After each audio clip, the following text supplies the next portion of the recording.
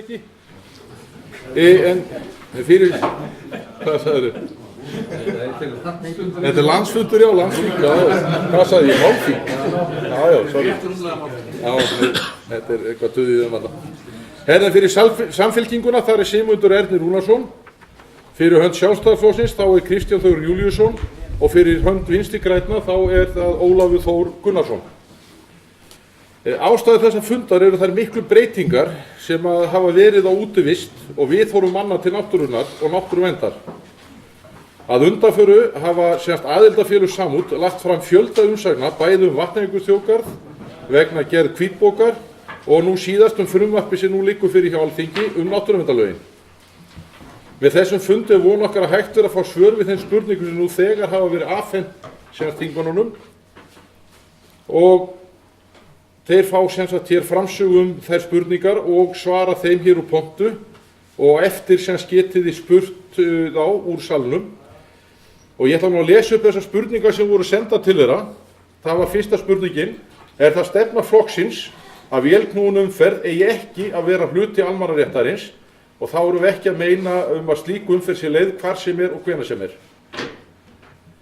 Er það stefna flokksins að náttúruverndarlögin verði samþykkt án þess að tillit hafi verið tekið til athugasemda frá útivistarfélögum?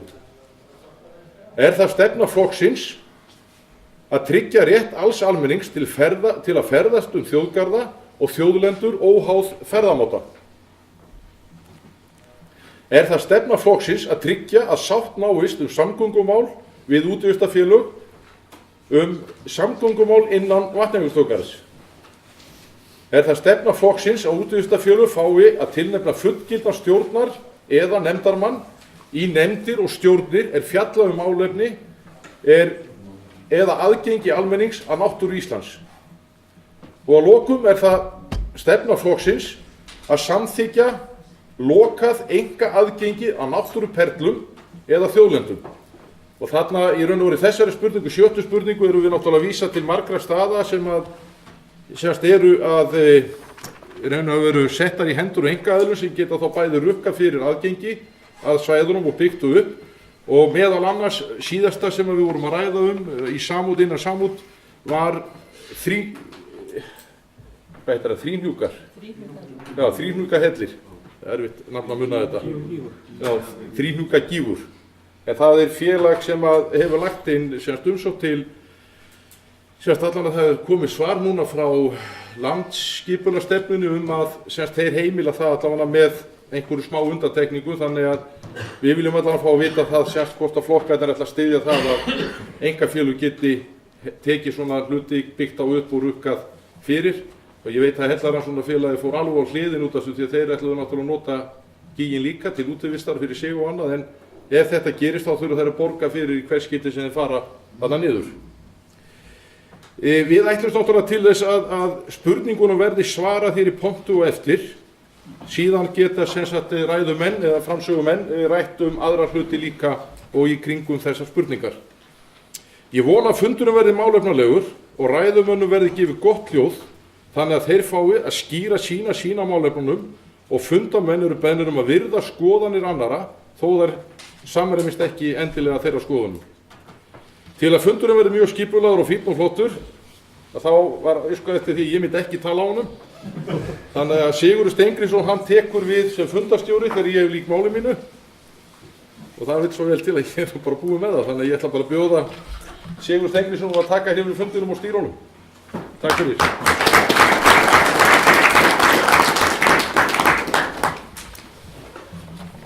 Já, takk fyrir það. Ég þakka það traust sem sýnt að vera hér fundarstjóri og bara býð ykkur velkomna til fundarins.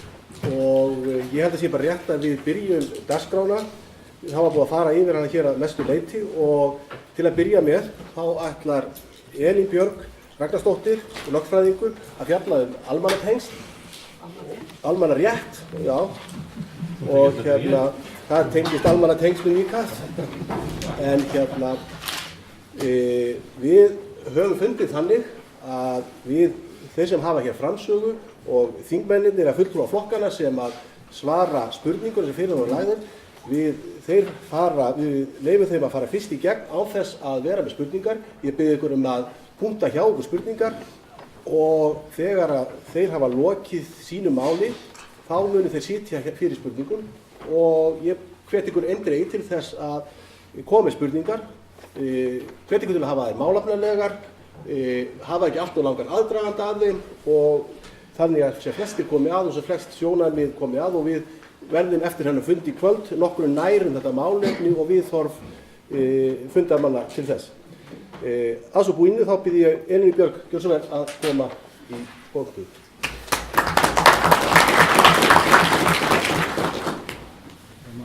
Fyrir ekki það? Áttur ekki eftir að segja frá? Já, þegar þess að allir sé haldið til haga þá er rétt að enda fundarmönnum á að fundurinn er tekin upp bæði hljóð og mynd og ég hvet þá ekki til þess að vera enga síður að spyrja ákveðina spurninga en gæta að sjálfsögðu fyllsta velsæmis í öllu. Vel. Fundarstjóri, ágætu þingmenn og frambjóðendur og góði gestir. Markmið þessa lagafrumvarps er mjög göfugt og einkum A, B og C-liður 1. greinar vekja með manni þá von að þarna sé gott frumvarp á ferðinni. Og mætti ætla að þessi grein myndi tryggja öllum almenningi jafna rétt til umferðar landið, óháð ferðamáta eða líkamlegum burðum. Þó er ljóst að öðrum greinum dragana að þessi markmið eru ekki endilega alltaf höfð að leiðarljósi og þarf að skoða betur. Ég hef áður gagnrýnt mjög þá túlkun á almannaréttinum sem er í frumvarpinu og byggist á hvítbók sem var svona forvinna að þessu frumvarpi. Í rauninni er almannarétturinn túlkaður þar mjög þröngt, það er út frá fornum rétti manna til frjálsra farar landið. En almannarétturinn er í grunninn umferðarréttur. Það er réttur til farar og dvalar á landi annarra og í hvítbók og í þessum drögum, þessu frumvarpi, er hins vegar talað að líklega sé mikilvægasti hluti almannaréttarins í nútímanum kosturinn á því að njóta útivistar í náttúrunni í kyrrð og næði. Þó svo að kyrrð og næði hafi mér vitanlega aldrei verið hluti af almannaréttinum. Í öllum þeim fræðibókum sem ég hef lesið hefur þess kyrrð og næði aldrei verið talið upp og ég tel reyndar ekki hvítbók til fræðibóka. Gaukur Jörundsson, einn fremsti fræðimaður okkar á sviði almannaréttar, talaði félagslega náttúruvernd og megin inntak hennar væri umferðar og dvalarréttur almennings út í náttúrunni og taldi að þessi félagslega náttúruvernd væri aðeins annað hugtak á almannarétti eða lögvörðum heimildum almennings til umferðar fósturjörð sína. Annar ágætur fræðimaður, Páll Sigurðsson, skilgreinir almannarétt á þennan veg. Með almannarétti er annars vegar átt við réttindi manna til yfirferðar landið og umgengni með náttúruna. Þar með talið nýtingarrétt almennings og hins vegar þær réttarreglur sem það efni gilda. En þessi réttur almennings kallast jafnan umferðarréttur. Í öðrum lögfræði orðabókum, í öðrum skilgreiningum er almannarétturinn almennt túlkaður á þennan veg. Kyrrðin og næðið sem verið er að troða inn í almannaréttin í dag er því að mínu mati einungis óskalisti þeirra sem að skilja ekki hugtakið almannarétt. Því að kyrrð og næði á heima í öðrum lagareglum, svo sem skipulagsreglum, og þá er það skilgreint hver hávaðamörk megi vera. Nú er eðlilegt að réttarreglur taki breytingum eftir þeim tíðaranda sem ríki hverju sinni og eins og ég hef áður sagt, megin inntak almannaréttarins var frá upphafi að greiða fyrir samgöngum milli landsvæða og landshluta. Og það hafi ekki verið færð nein efnisleg rök fyrir því að þetta megin inntak almannaréttarins hafi breyst í gegnum aldirnar. Þetta er einfaldlega réttur alls almennings til farar land óháð ferðamáta. Nú er talað að í hvítbók og í þessu frumvarpi að vélknúin umferð falli ekki inn í almannarétt. Hins vegar í núgildandi náttúruverndarlögum er samgöngumáti nútímans, það er vélknúin umferð inni í þeim kafla sem fjallar almannaréttin. Hins vegar er vélknúin umferð ekki hluti almannaréttarins víða í þeim löndum sem á annað borð hafa almannarétt inn í sínum lagareglum. En almannarétturinn fyrst og fremst norrænn réttur og ef við lítum á þau Norðurlönd sem hafa almannaréttinn inn í sínu lagaumhverfi þá þéttriðið net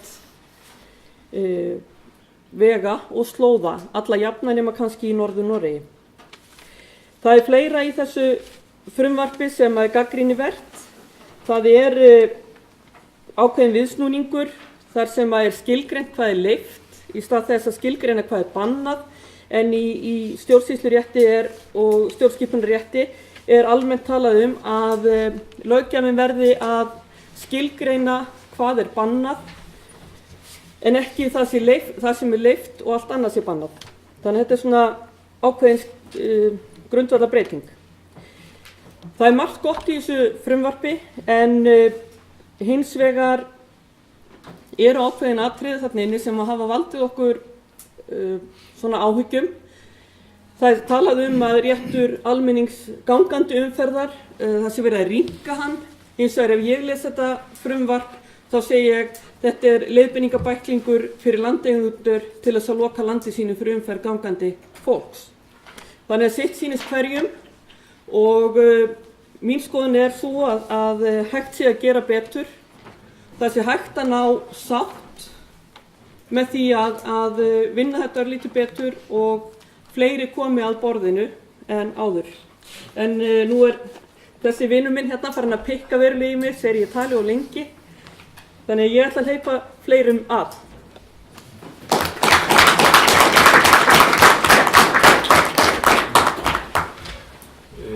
Við þökkum Elínu Björk fyrir hennar framlag. Næstur ætlar að tala Einar Haraldsson. Hann skotiðmaður og ætlar að tala þjóðlendu og þjóðgarða. Ég alveg skítræddur en Sveinbjörn, sko, hann hérna... Ég með... Já, þakka þér fyrir. Ég notum þetta rosalega flotta slides og það skiptir ekki máli. Ég allavega Einar og ég veiðmaður, ég ekki jeppakall. Já, þessu jepp og ég held að sé ósköp einfalt að íslenski útvistabíllinn, hann bara jeppi. Ef við Hollendingar þá ættu örugglega húsbíla, það bara svoleiðis. Við erum bara að ferðast á Íslandi, hann bara kallar á þetta. Ég ætla að hlaupa svona mjög stutt yfir þessa þjóðgarða, friðlýsssvæði og þessi lög sem gilda það. Það varla lögum þessu. Íslendingar byrjuðu frekar á eftir öðru þjóðum, byrjuðu 1928-1930 með sérlögum þingvelli frá Alþingi. 2001 gerðu Snæfellsþjóðgarð, 2008 Vatnajökulsþjóðgarð. Friðlýsssvæði svona sirka 100. Þetta eiga heita 102 maður fyrir eftir tölunum frá Náttúrufræðistofnun eða Umhverfisstofnun segja en það allt mjög fissi, það veit eiginlega enginn mikið hvort þetta friðlýst eða ekki. Við erum bara venjulega svo góð í okkur við bara tökum mark á þessu. Mesta friðlýsingunum komu frá 1975-79. Það kallað svona copy-paste tímabili, það eru sömu vitleysurnar alveg kópíraðar alltaf á milli. Þetta rosalega skemmtileg lög, þau eru vond en mjög skemmtileg. Stærðin á þessu, friðlýstu svæðin eru svona 9.500 ferkilometrar. Vatnajökulsþjóðgarður 12.800, þannig að þetta í 13.2 núna með stækkun á vestursvæðinu. Það helmingur af Danmerkur samtals, 20 og einhverjir 3-4.000 eða 1/4 af Íslandi. Restin af hálendinu sem helmingur af Íslandi, hann náttúrulega friðaður með öðrum lögum eins og skipulagslögum og öðru slíku, þar sem eru mannvirkjabelti og búið að ganga frá því hvar má gera eitthvað og hvar ekki. Þannig hægt að segja að stærstu hluti landsins njóta orðið nokkurra verndar en 25.000 búið að taka þegar frá til svona sérstakrar verndar fyrir komandi kynslóðir. Nú til þess að svona vernd geti gengið, sé eitthvað vit í þessu, þá eitthvað svona Hopkins og Phillips, einhverjir stórmerkilegir útlenskir kallar, þeir halda fram að það þurfi 3 hluti til þess að svona fyrirbrigði geti gengið eins og þjóðgarði eða friðlýst. Það þarf pólitíska stuðning og vandaða löggjöf. Það þarf samfélagslega vitneskju og stuðning og það þarf starfsfólk og fjármagn. Við höfum ekkert að þessu. Við erum með léleg lög, við erum með vondan pólitískan stuðning, samfélagslegu stuðningur nokkur ennþá þrátt fyrir að staðið sér svona klaufalega að öllum hlutum og það náttúrulega eiginlega engin peningar en það erum við bara svo blönk í bíl að það ekkert skrítið. Ég held til dæmis að þessi skynsamlegar að nota þetta í bara hjúkurnar eða eitthvað heldur en setja við byggðum fyrir tæpa milljarð einhvern kofa fyrir túrista sem er á leiðinni inn í Vatnajökulsþjóðgarð. Stórmerkilegt. Heyrðu, svona, þó að þau séu á þingi núna, eða flest þeirra, sko, þá þetta tilheyrir ekki allt núinu. Ég myndist á copy-paste tímabili og svoleiðis. Hraunfossar í Borgarfirði, þeir eru svolítið skemmtilegir. Þetta eru litli flottir, kallaðir barnafossar, þið þekkið þetta, mjög fallið litli fossar. Skotveðar eru bannaðir hraunfossum. Skjóta með fiska. Þetta stendur í friðlýsingu. Geitland, það var friðlýst árið seinna, það var þegar landeigendur voru allir að rífast hver á landið. Þá ákveðið, heyrðu við bara friðlýsum þetta, þá getur enginn nýtt það. En svo hugsaðum við þessu, nei, en við setjum samt sko, rjúpnaður eru heimamönnum einum heimilar. Svolítið skrítið. Næsta lína fyrir neðan kom, en bannað að trufla dýralíf. Ok, það allavega búið að trufla dýralíf þessar einu rjúpu, sko. Guðlungstungur, friðlýst þar 2005. Þið kannist við þetta, líka frá Hofsjökli niður á Blöndu. Það er raun og voru, það bara að því að menn voru að missa þetta þjóðlendur, þá stofnuðu þeir svona litla stjórn yfir stórt svæði og settu einn frá uppreistarfélaginu, annan frá sveitafélaginu, þriðja frá umhverfisstofnun og áttan að standa straumöldu kostnaði, kaffi á fundum og ferðalögum og svona. Æðislegt. Þar voru sett mjög skemmtileg lög. Mjög stefnir skemmtileg lög. Illa stjúpid en mjög skemmtileg. Þar er umferð reiðhjólandi manna bönnuð. Það er líka lausaganga hunda bönnuð, að þið geta trufla dýralíf þar með talið sauðfé. Bíðið, landsvæði það friðlýst með tillit til jarðfræðingarna. Mér finnst þetta fyndið, þeir eru svo alvarlega, það er eins og þetta sé eitthvað merkilegt, en málið er að, sko, þetta er ótrúlegt hvað menn hafa komist upp með að setja vond lög. Og nú erum við á leiðinni í enn ein vond lögin. Vatnajökulsþjóðgarður, hann kemur 2008, við þekkjum grínið þar, það er til dæmis bannað að keyra á Vonaskarð til þess að það sé ekki hljóðmengun. Meira þess að bannað að keyra sko Vonaskarð tillagan var að leyfa akstur eftir miðjan ágúst eða seinni hluta ágústar, en það er samt ekki leyft í dag. Hvers vegna? Jú, sennilega til þess að sko hljóðmengun í september trufli ekki göngumann í júní. Come on, þetta er æðislegt. Ég held að grunnhugmyndin sé ósköp einfalt. Ísland er æðislegt. Við erum alls sammála það. Við eigum eitthvað flottasta land í Evrópu. Þetta er fáránlegt að menn síðan sem eiga að vera að passa Ísland með okkur útvistarfólkinu skuli ekki hafa sama metnað og við fyrir landinu okkar. Þau þurfa að sýna metnað því að setja almennileg lög.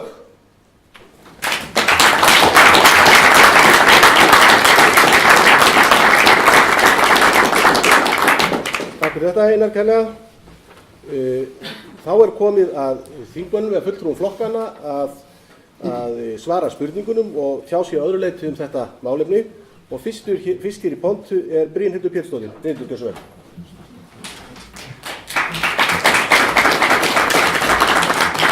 Þú reyna og ég pikka ekki þig. Við erum að hafa fyrir fram að því hérna spurningarnar. Jú, Þeir eru að senda þér. Átti ég að þú tættur að kjörðu? Já. Setning hver fólki?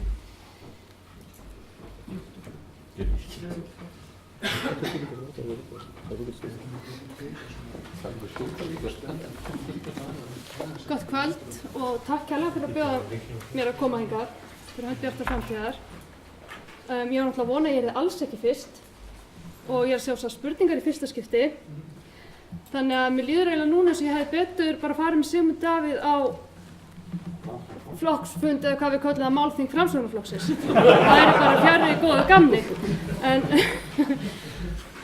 En ég er náttúrulega kannski sjálfsög sitt ekki á þingi hvað sem verður og hef þannig séð ekki komið að þessu máli og þetta er ekki frumvarp sem ég vinn hjá Neytendasamtökunum, þetta er ekki eitt af þeim frumvarpum sem við fáum til umsagnar.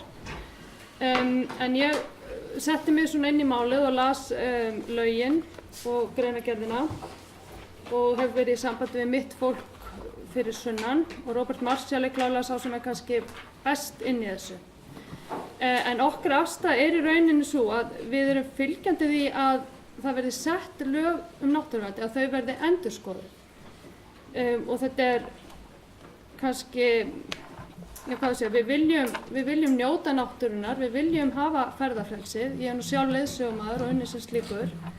Á sama tíma viljum við væntanlega öll tryggja að við göngum ekki á náttúruna þannig að barnabörnin okkar muni einnig njóta. Og mér finnst eiginlega ótrúlegt ef að þetta mál er eitthvað sem nær að kljúfa þjóðinni. Ég held að séu eiginlega allir sammála. Og ég veit að þið öll, ég meina við erum þarna til þess að njóta náttúruna, við viljum ekki skemma hana.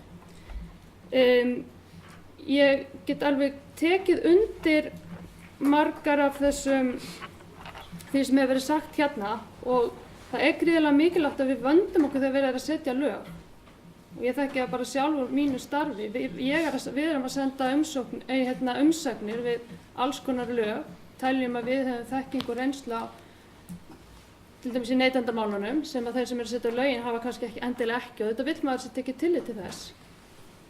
Og nú er þetta, frumvarpið er í umsagnarferli fram í næstu viku að mér skilst og gríðarlega mikilvægt að vandaðar og rökstuddar umsagnir frá ykkur og sem flestum náttúrulega farið fyrir þingið.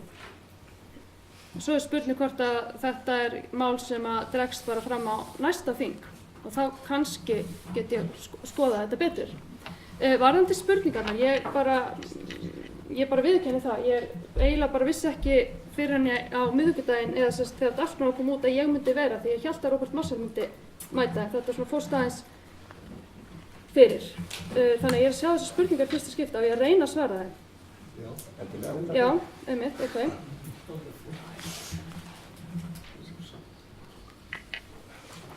Það er þetta með stefnu flokksins að vélknúin umferð eigi ekki vera hluti almennings, ekki þó þannig að slík umsýrleik far sem eru hvenær sem er.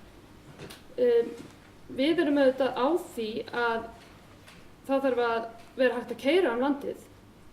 Ég er mjög mótfallin utanvegaakstri. Mér finnst það að taka hart á því. Mér finnst það ekki í rauninni í lagi að einhverjir 5 bílar geti farið að keyra einhvern slóða og búið til í rauninni nýjan slóða og það er eitt sem ég hef áhyggjur af, það er kannski ekki við sem búum hérna á Íslandi og þekkjum landið en við erum að fá fleiri og fleiri ferðamenn til landsins og fólk sækir inn á hálendið þannig að það er heldur mikilvægt að við séum með reglur og góða reglur það líka hvaða slóða má fara. Ég hef skilið á þannig að það sé gagnrýni á slóða, hvernig þeir eru skráður þar fram til götunum og ég treysti því bara að þið viti hvað eru að tala um þar og það verði skoðað, alvarlega.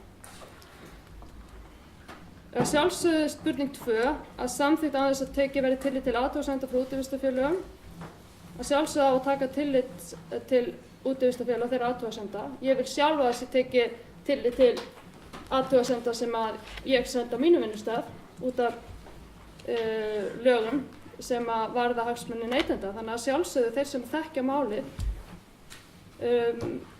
þeir hafa vita á því og eiga að geta komið sínum málflutningi til skila. Er það stefna flokks að tryggja rétt alls almennings til að ferðast um þjóðgarð og þjóðlendur óháð ferðamáta? Já, það hlýtur að vera það. Og þá er ég eiginlega að spurja, er það þannig núna í frumvarpinu að er bannað að keyra þjóðgarð eða hvað, getið þið útskýrt það fyrir mig? Þetta er í raun og veru ekki allar spurningar til náttúruverndarlögunum, heldur þetta almennar spurningar úr þeirri baráttu sem við höfum verið í undanfarið. Já, ok, ég skil, já. Ég er kannski svolítið först ég er búin að... Lögunum. Já. Frumvarpinu. Frumvarpinu, já, ok, já, ég myndi nú segja að það var já. En stefna flokks að tryggja sátt náðust samgöngumál við útivistarfélög innan Vatnajökulsþjóðgarð? Já, að sjálfsögðu. Ég tek undir það, ég las skýrslu Ríkisendurskoðunar daginn þar sem að komi ljós að Vatnajökulsþjóðgarður keyrir fram úr áætlun hverju ári og þá spyr ég einmitt nákvæmlega, eigum við að byggja hús, eigum við að fara í einhverja starfsemi sem við höfum ekki efni á að rekja? Eða eigum við að eyða peningunum í eitthvað annað? Er það stefna flokksins að útivistarfélög fá að tilnefna fullgilda stjórnar eða nefndarmenn í nefndir og stjórnir fjalla málefni aðgengi almennings að náttúru Íslands? Já, og það er þá sem sagt ekki þannig í dag, þið eru að segja það? Nei, við erum áheyrða fulltrúa í Vatnajökulsþjóðgarði, til dæmis. Hvaða aðra nefndir á stjórnir erum að ræða? Það er til dæmis nefndin og hvítbók og síðan þeir sem að skrifuðu upp lögin upp á hvítbókinu og fleiri nefndir. Er það stefna flokksins að samþykkja lokað enga aðgengi að náttúruperlum eða þjóðlendum? Nei, þarna er að tala um rétt landeigenda til þess að takmarka, er það ekki, aðgengi. Nákvæmlega. Þetta er einmitt það sem ég fyrir kannski tilfinningunum þegar ég las lögin að það er margt sem er svona svolítið óljóst, eins og við vorum að tala áðan að ráðherra hefur heimild til þess að setja reglugerðir eitt og annað. Og þetta er kannski líka eitt af því. Það er ekki þar með sagt að landeigendur verði gríð og erg að loka aðgengi að náttúruperlum en þeim er veitt heimild til þess. Kannski þarf að vera ljósara með hvað hætti það er og einhverjar ástæðurnar mjög skýrar. Ég er búin að svara spurningunum og er ég búin tíma? Já, var þetta það? Já, takk fyrir.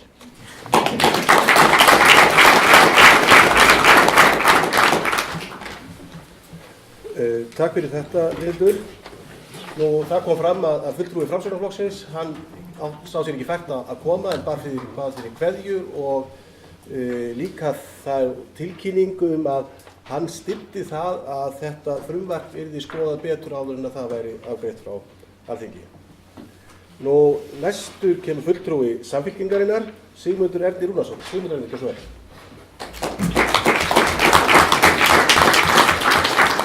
Takk fyrir fundarstjóri og takk fyrir að fá að vera með ykkur hér í kvöld til að ræða þetta mikilvæga mál. Ég tel þetta að vera eitt af mikilvægara málum til þess að skoða og ná lendingu í og vonandi sátt. Vegna þess að við erum að reyna að tala okkur til meiri sáttar en sundrungar að mínu viti innan og utan þings.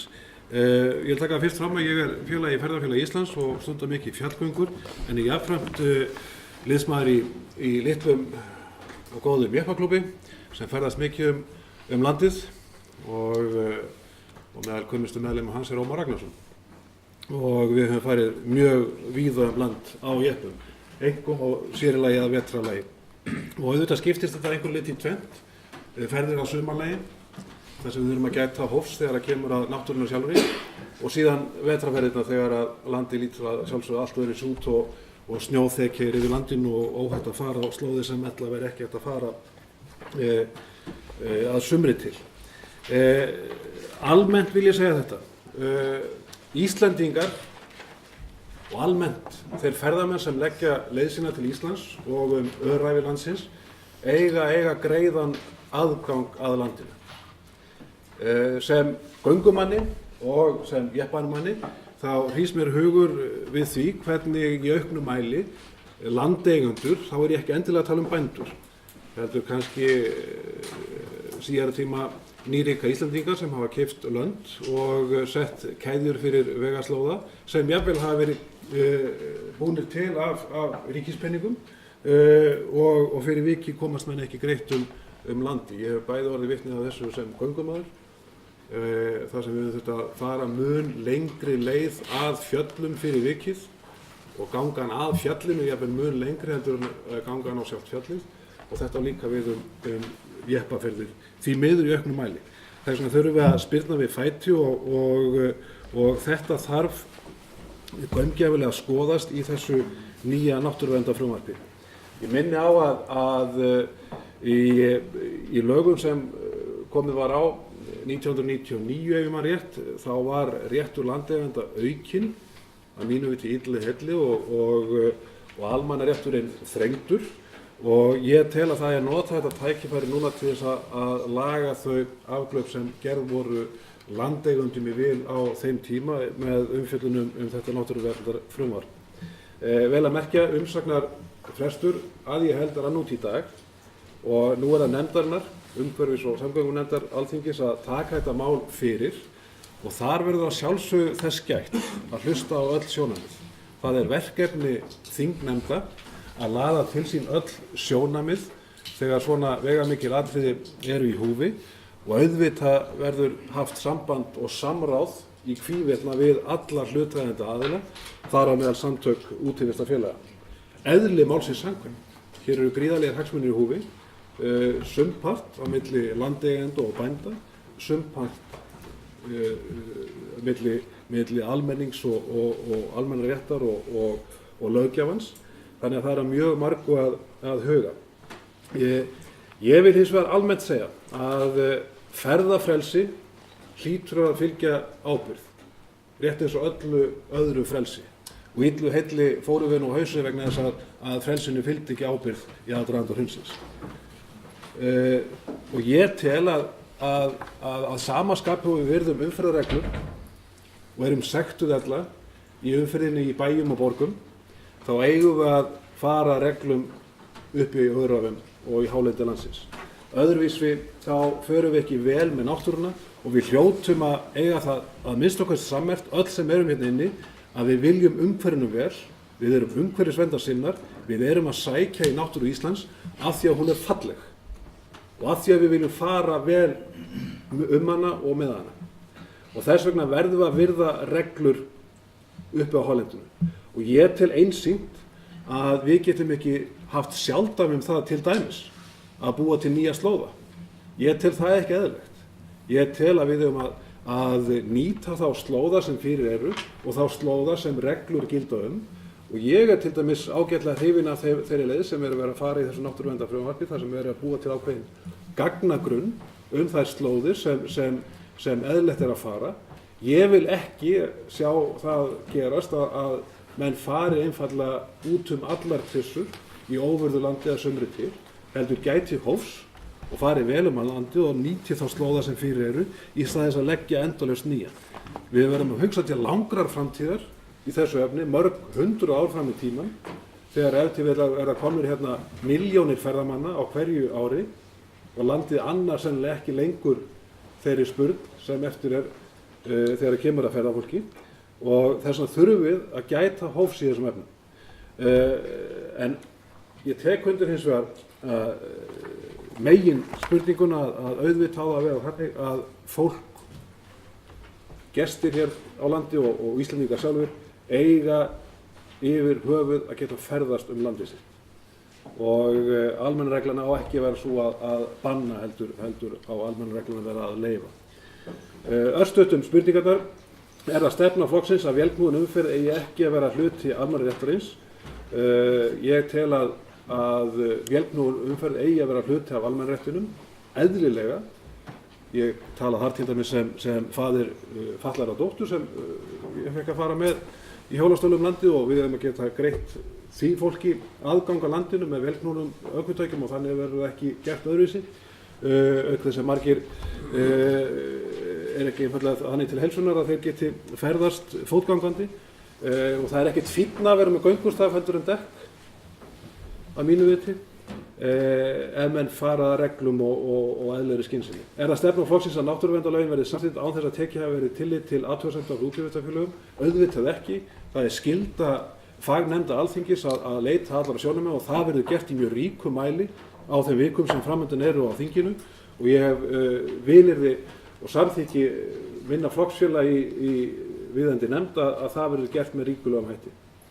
Og auðvitað er það svo að frumvörp og þingsályktunartillögur taka breytingum í nefndum og eina góða breytingin sem hefur þó gerst frá hruni er að frumvörp og þingsályktunartillögur taka miklu meiri breytingum nú heldur en var oft á tíðum áður þegar að frumvörp og þingsályktunartillögur runnu nánast óbreytt í gegnum Alþingi og vald þingsins var minna en það er að mínu viti nú í dag. Er það stefna flokksins að tryggja rétt alls almennings til að ferðast þjóðgarða og þjóðlendur óháð ferðamáta? Já, að svo miklu leyti sem farið er að reglum þeirra þjóðgarða og þjóðlendna og notast sér við þá slóða sem fyrir eru. Er það stefna flokksins að tryggja að sátt náist samgöngumála við útgerðarfélag innan Vatnajökulsþjóðgarðs? Vitaskuld. Er það stefna flokksins að útgerðarfélag fá að tilnefna fullgildan stjórnar eða nefndarmann í nefndir og stjórnir að fjalla málefni eða aðgengi almennings að náttúru Íslands? Endilega, vegna þess að við höfum að nota það vit sem fyrir og á meðal ykkar er gríðarlega mikil þekking á þessum hlutum og við höfum að virkja þessa þekkingu. Við höfum ekki einvörðungu að horfa til miðlærar þekkingar í 101 Reykjavík þegar það kemur að landinu okkar og ég hef oft gagnrýnt það að náttúruvernd er of stjórnað úr miðpunkti Reykjavíkur en á að vera stjórnað það sem náttúran sjálf er.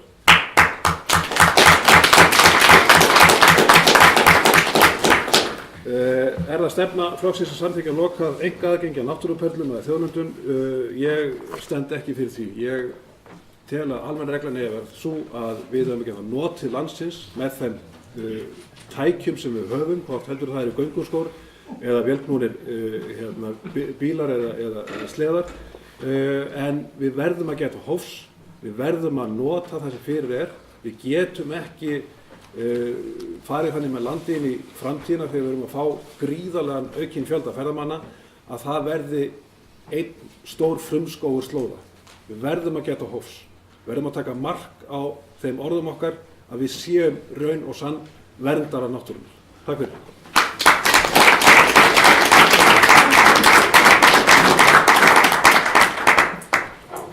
Já, takk fyrir þetta Sigmundur. Ágætu fundarmenn, það er kaffi hérna á borðunum og smá veitingar, því bara rennið í þetta svona eftir því sem að ykkur hentar, en við skulum hvet ykkur til að gera það bara, gjörðu svo vel, en við skulum halda dagskrána áfram og næstur tekur til máls fyrir hönd Sjálfstæðisflokksins Kristján Þór Júlíusson. Kristján, gjörðu svo vel.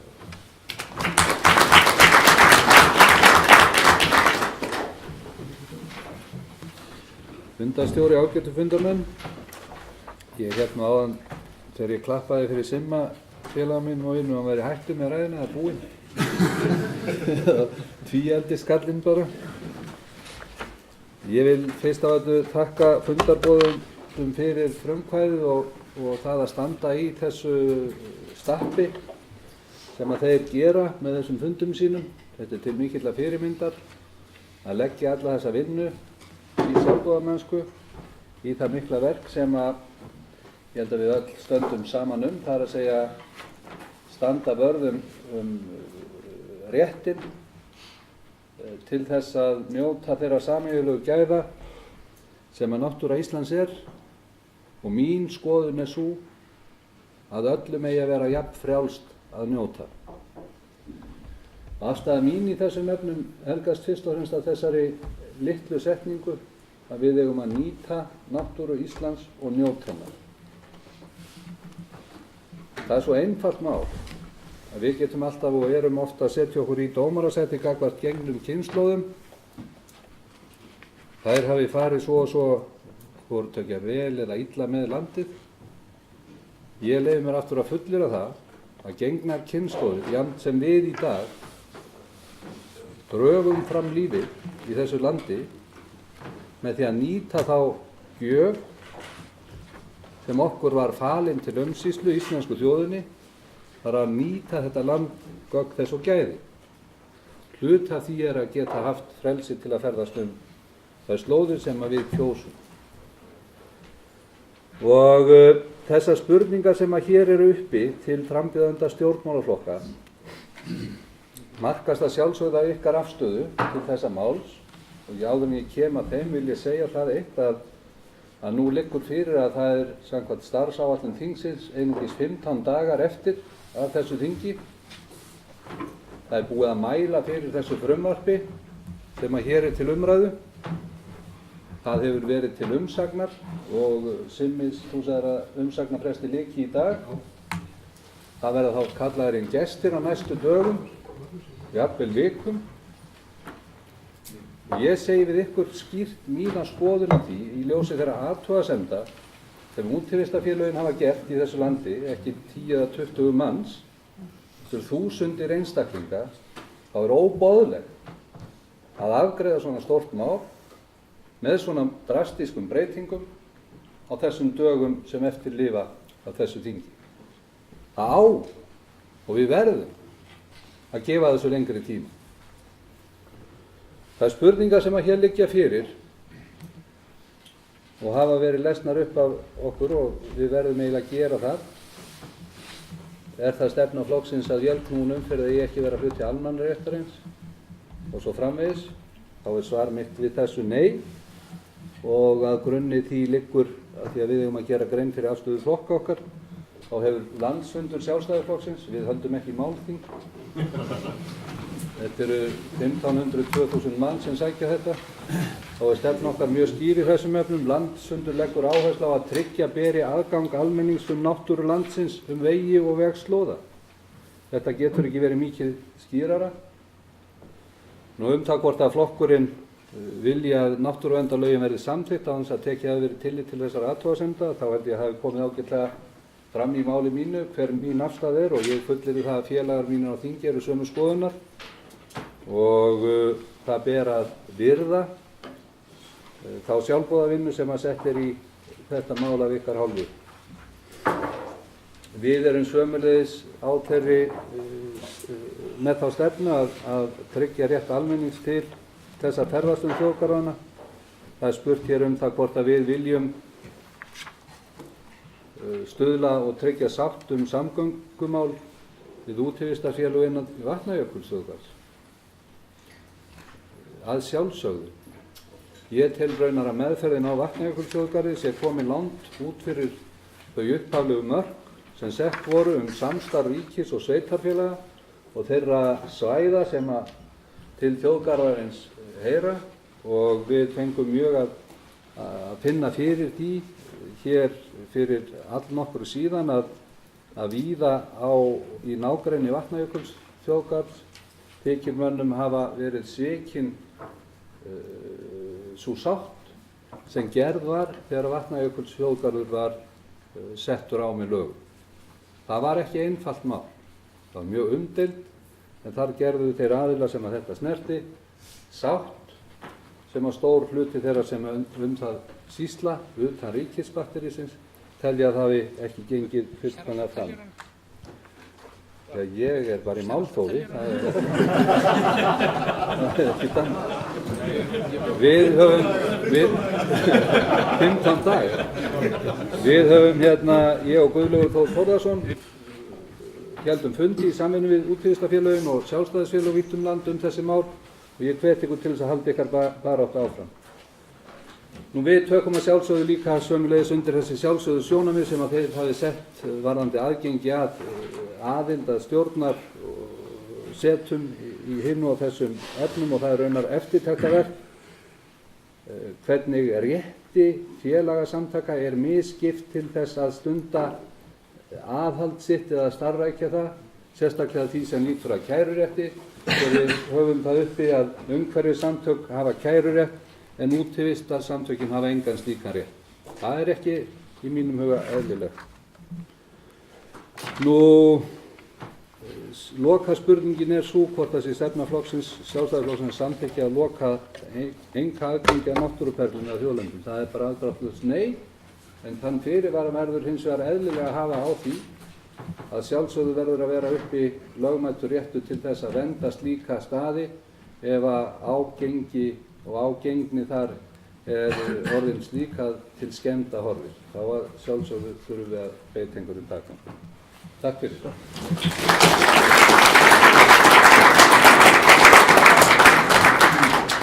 Þakkum Kristjáni fyrir hans innlegg í þetta. Og svo síðastur á vegum flokkana er Ólafur Þór Gunnarsson, kemur fyrir Vinstri græna. Ólafur, gjör svo vel.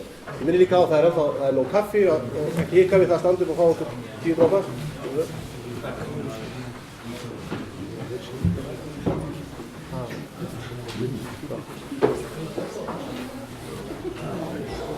Fundarstjóri og ágætu fundamenn.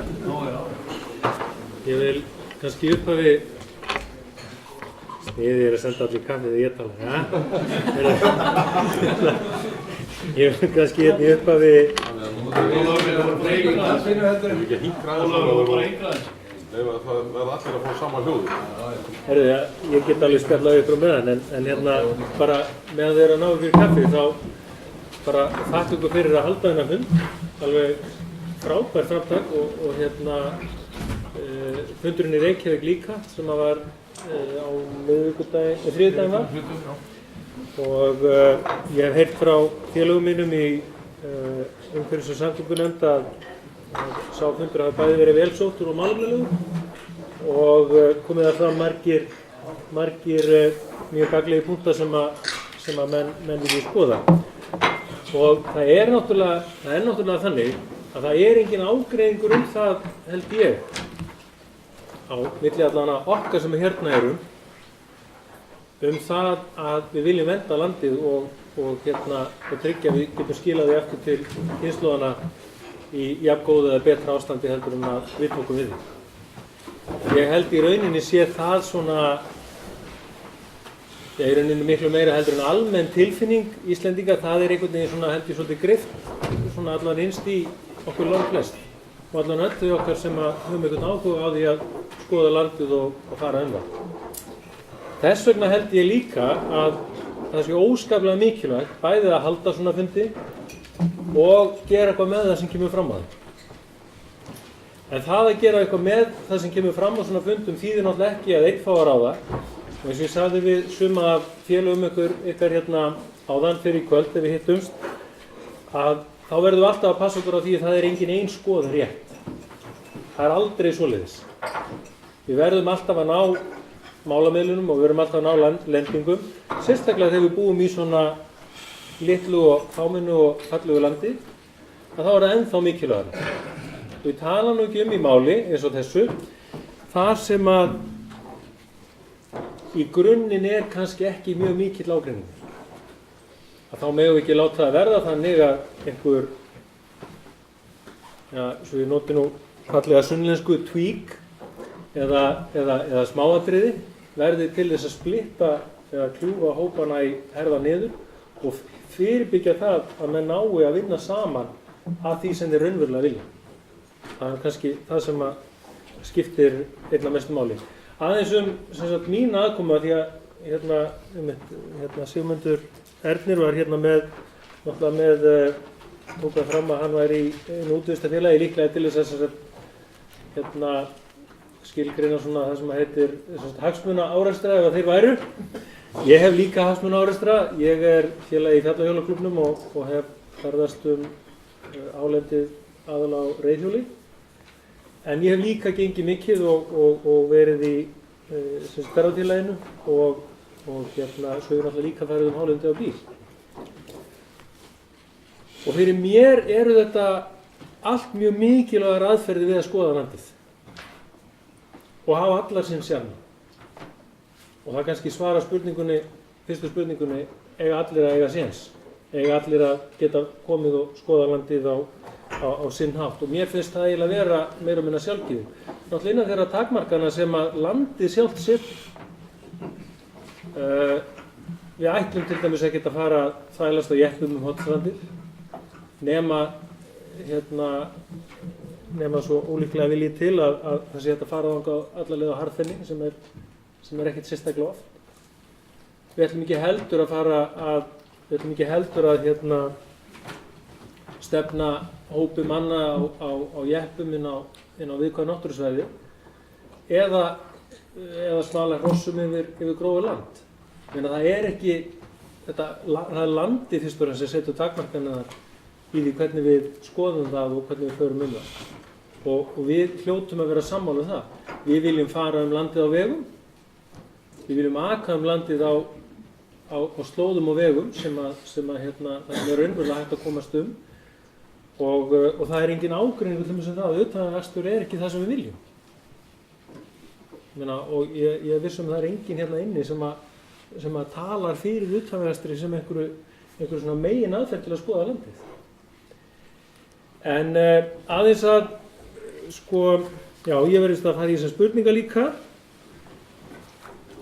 En áður en ég geri það þá svona kannski taka það fram að ég lít svo á að við sem eru hérna séum kannski fyrst og fremst komin hingað til þess að hlusta. Heyra ykkar sjónarmið og taka þau inn í þetta samráðsferli sem er að fara í gangi í þinginu. Ég er formaður umhverfis- og samgöngunefndar og mun þess vegna að því leyti til stjórna vinnunni í nefndinni með þetta frumvarp.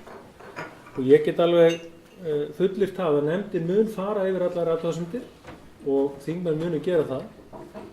Og við allavega sem erum að skoða málið í nefndinni, við erum allavega mörg hver á því að við eigum að gera það sem við getum til þess að klára þetta máli ef það er mögulega hægt. En það verður ekki gert í einhverjum stórkostlegum átökum. Það er, þið sem hafið eitthvað fylgst með málum á þinginu vitið það að þau mál sem eru kannski, sem er reynt að reka gegnum þingið einhverjum meira áttar ágreiningi, það gengur oft mjög erfiðlega. Og þegar það lítill tíma eftir þá verður að nást sátt til þess að hægt sé að klára. Spurningarnir eru, er það stefna flokksins að vélknúin umferð og svo framvegis segi ég ekki vera hluti almannaréttarins. Nú ég er náttúrulega vitna í landsfund eins og Kristján Þór En landsfundur VG sem var notabene haldið hér á Akureyri 2011 sagði að landsfundur hvetur kjörna, þetta er þetta ályktun á landsfundi, landsfundur hvetur kjörna fulltrúa til að vinna að því að réttur almennings til að ferðast um landið verði sem mestur bæði í lögum náttúruvernd og stjórnarskrá. Þannig að það er engin ágreiningur á okkar hálfu það. Við leggjum mjög mikið upp úr því að það sé hægt að komast um landið og það sé hluti almannaréttarins að það sé hægt að komast um landið. En alveg eins og nákvæmlega eins og Kristján Þór nefndi, við ætlumst samt ekki til þess að menn fari á ökutækjum sem ekki eru hæf til ferða á tilteknum svæðum án þess að þeir eigi að vera þar. Að fara að vefa með einhverjum miða.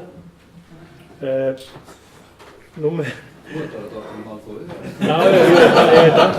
Ég sé samt ekki skiptið að bjössa.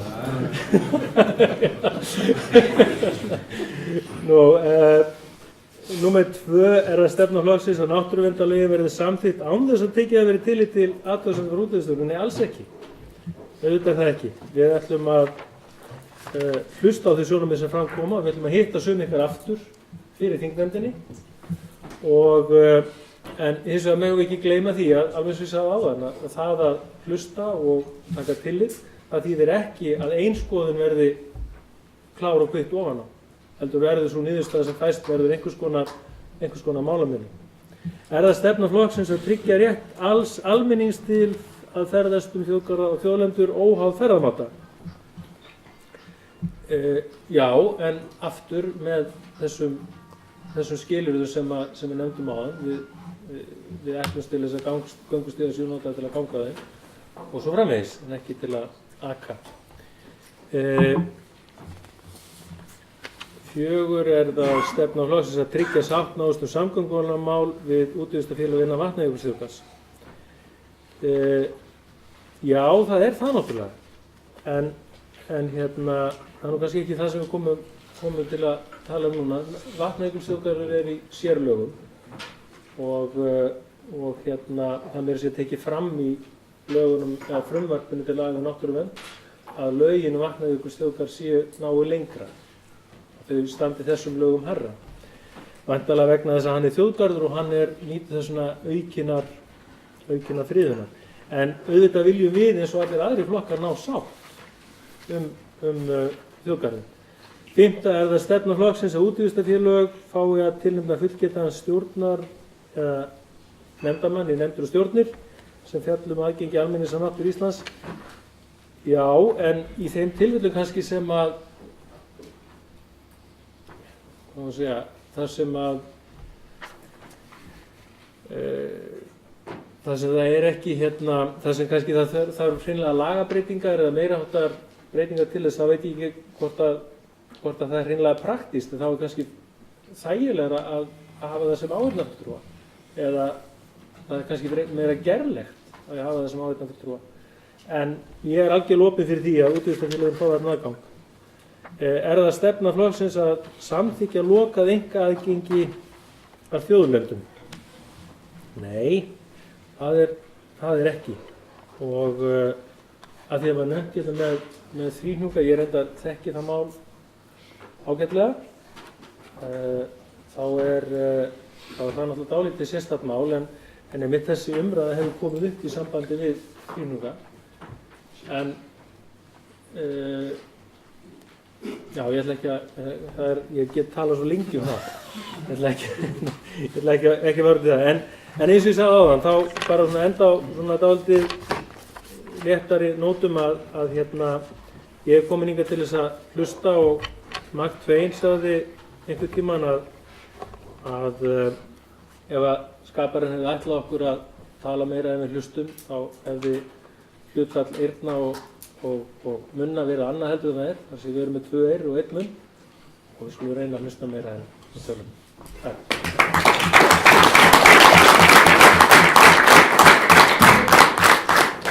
Já, takk fyrir þetta, Ólafur. Nú er framsögum eða erindum framsögumanna og fulltrúa flokkana lokið og við förum að snúa okkur að fyrir spurningum rétt á eftir. Hvet menn til þess að skoða hvort ekki að þá kaffi í könnunum. Það hefur svona meðan að menn er að ekki fá sér kaffi og meðan menn undirbúa spurningar sem koma hérna rétt á eftir, þá hefur Elvar Árni Lund beðið að fá að koma hérna og segja örfá orð. Ég ætlum að breyta dagskrá og gefa hann kost á því. Elvar Árni, gjör svo vel.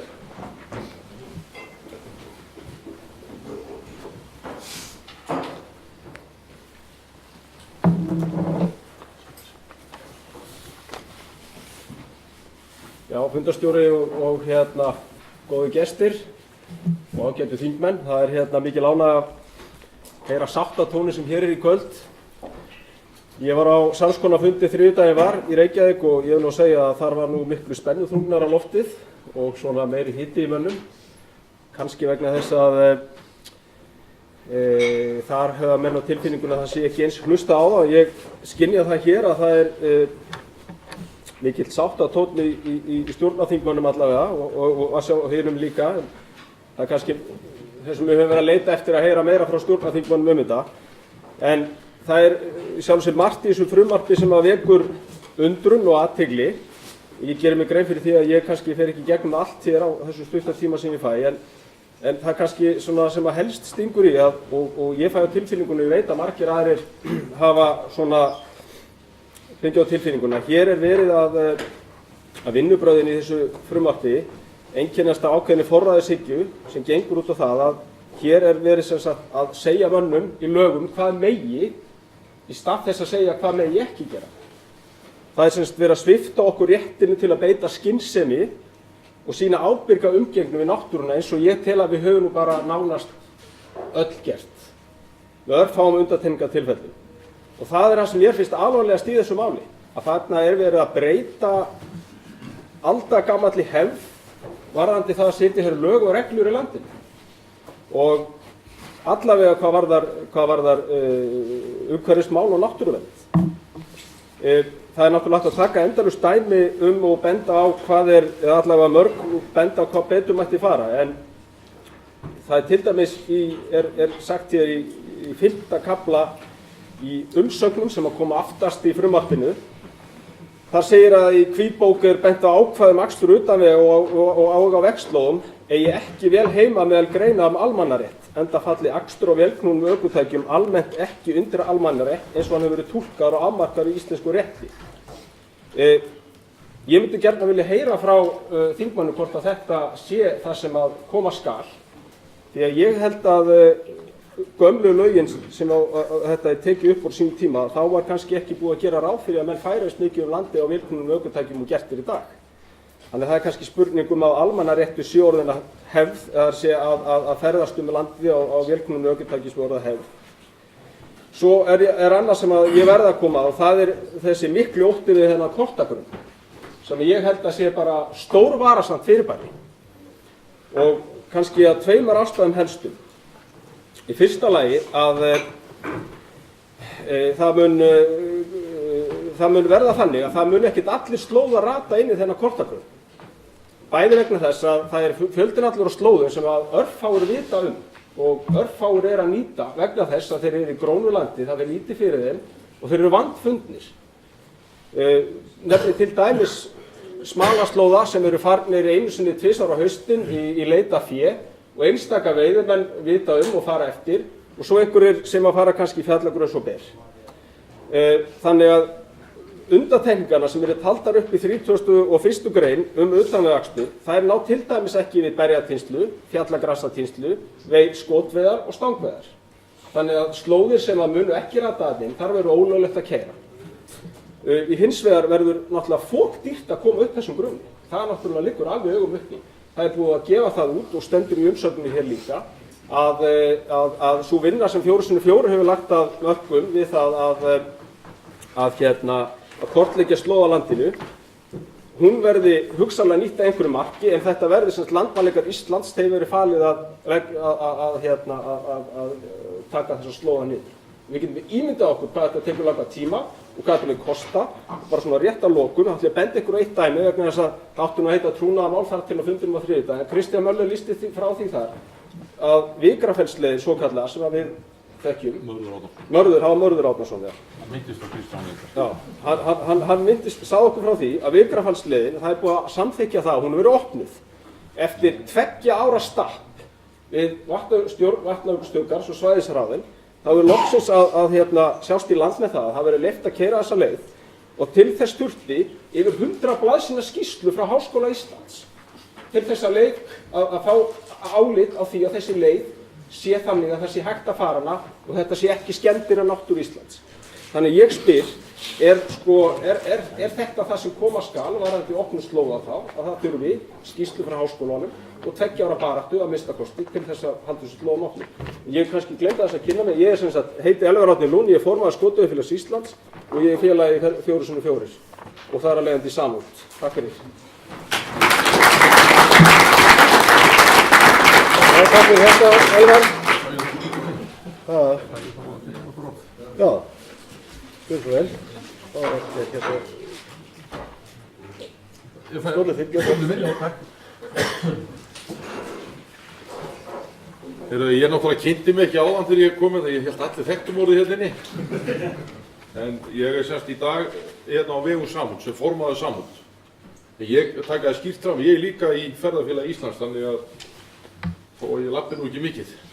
En nei, það eru farið 10 kílómetra. Ég ætla líka að fá hérna afhenda þingmönnunum. Hérna er ég með þær athugasemdir sem félögin okkar sendu inn.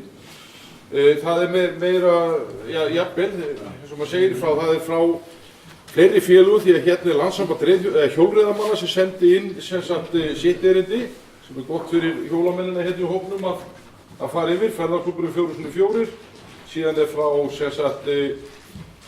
frá Eyjafjarðardeildinni, það er frá slóðavinnum, þetta er frá útivist og skotgrein og skotvís. Það er bara að beða ykkur að taka við þessu þannig að þið getur svona aðeins kíkt í þetta. Og svo verði ég að viðurkenna að ég er svolítið fúll, Sigmundur, að þú skildir ekki farið í framboð sem formaður Samfylkingar. Ég hefði örugglega kosið. Nei, ég hefði farið í hana bara til þess að fá þetta viðhorf fram í stjórnarflokknum. Já, þetta er að rétta. Ólafur er hann búinn að fá? Ég ætlaði líka að segja eitt að ég var náttúrulega á fundinum í Reykjavík líka. Það er einmitt, ég segi svo Elvar reyndar að Mörður Árnason kom þar með þessa upplýsingar á fundinum og mér finnst það rosalega skrítið að hann skuli segja svona á fundinum og ræða þetta á fundinum þar sem ég sem formaður Samhund þurfti að sverja við Biblíunni, ég myndi ekki segja nokkru manni frá þessu. Að það væri búið að samþykkja þetta, því þetta var bara algjört leyndamál innan stjórnar Vatnajökulsþjóðgarðs og okkar fulltrúi þar sem er áheyrnarfulltrúi er náttúrulega bundinn ákveðnum lögum að hann megi ekki segja frá því sem að gerist inn á fundinum. Það er ekki samþykkt í síðan mann? Jú, en það er ekki búið að við megum ekki fá upplýsingar fyrir búið að gera fundagerður og þær koma bara þegar þær vera ritaðar.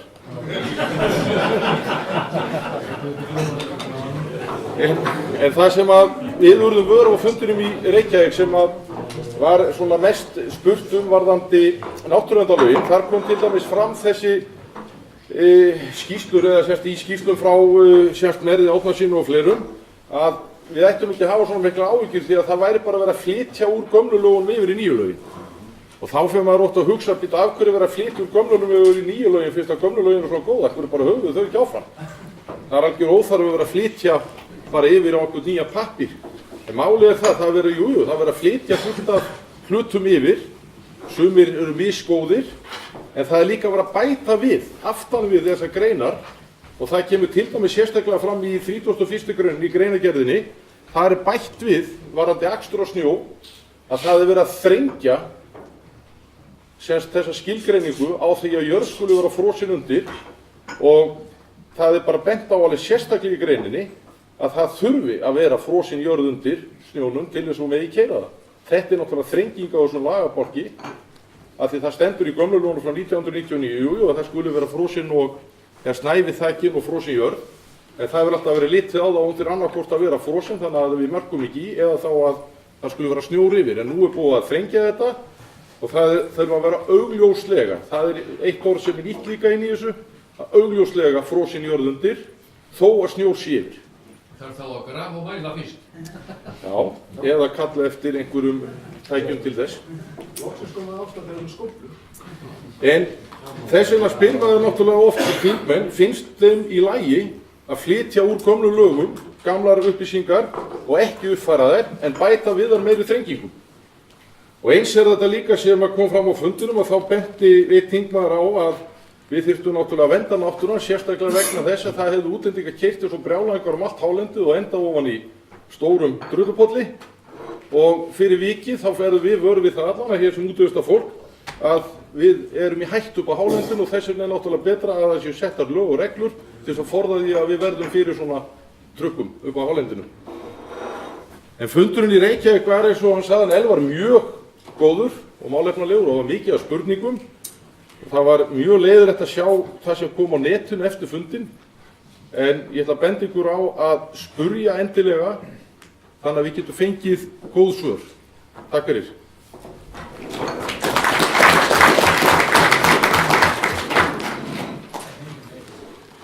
Já, getur fundarmenn, þá komið að spurningum og opna fyrir spurningar og menn að reyna að koma hérna til mín og hérna að gefa merki þeir sem vilja tjá sig. Við ykkur menn til að hafa spurningar þar málefnalegar, stuttar og hitliðar og ekki allt of langan afdraganda. Hafliði, gjör svo vel.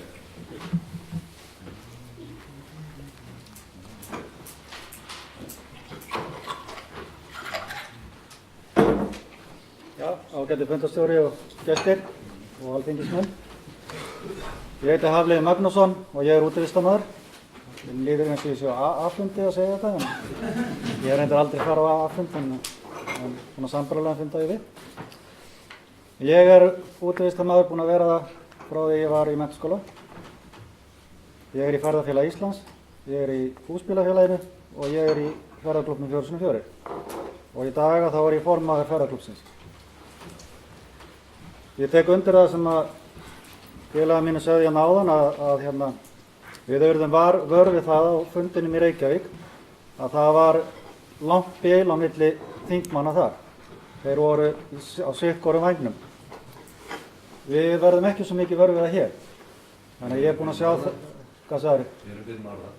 Já, þannig að ég eiginlega fann svona hallast að því að Einar hafi rétt fyrir sér að 101 rauðvín hafi allt of mikil áhrif á Alþingi.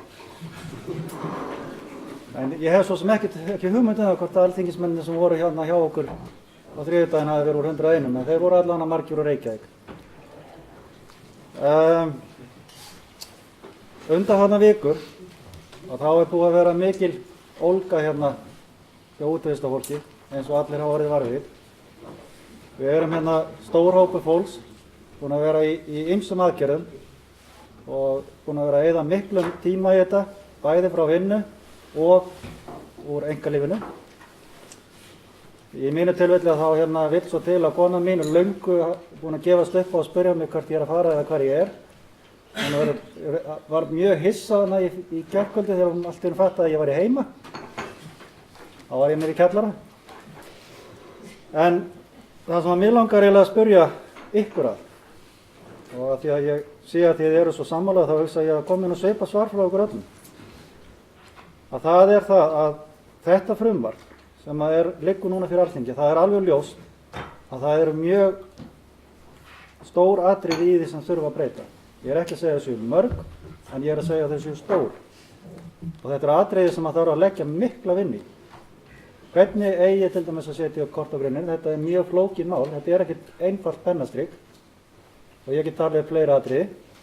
En þetta eru flókin mál og þau kosta mikla vinnu og við þurfum að koma að þessari vinnu og ég krefst þess að við eigum að koma að þessari vinnu. Þess vegna spyr ég, finnst ykkur ekki, eða eru þið ekki sammála mér í því að það ekki tími til að klára þetta núna á þessu þingi? Ekki komin tími til að taka pásu, endurvinna þessa punkta sem við erum ekki sátt við, reyna að ná frá frekari sátt og leggja þetta svo fyrir þing? Takk fyrir. Já, áður en að næstu spurning kemur upp, það gefa bara þingmann kost á að það fulltrúi að svara. Gjör svo vel. Já, líð og varu. Auðvitað það svo að við erum að vanda til lagasetningar eins og við frekast getum. Og ég lít ekki svo á að það séu klár og kvitt tímamörk hvað þetta frumvarp varðar. Það ekkert sérstakt sem hastar að það klárist fyrir þinglok.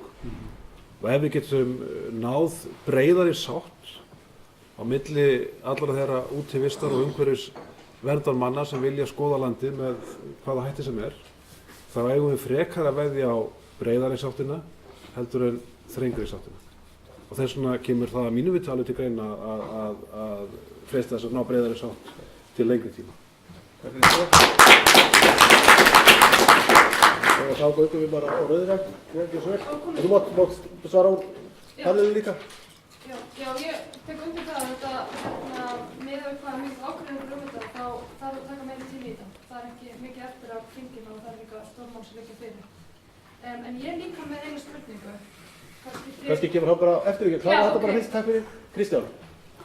Ég svaraði svo í mínu erindi. Ég vakti til á því að það var ekki nema 15 starfsdagar eftir að þingdagur og ég held að þetta sé bara raunin frá mönnum og ég held að eitt þing eða 2 til eða frá skiptir yngur máli. Ef við erum að vinna með þetta stóra og mikla mál þá er að gefa okkur þann tíma sem þarf til þess að ná þessari samstöðu sem þarf að ná þennan málaflokk til alveg fullfæri til þess að gefa sér góðan tíma til þess ef við þurfum þess. Það kann vel að vera að stjórnarflokkarnir taki bara undir ykkar athugasemdir allar og afgreiði þetta 1, 2 og 3 bara með því að við borð.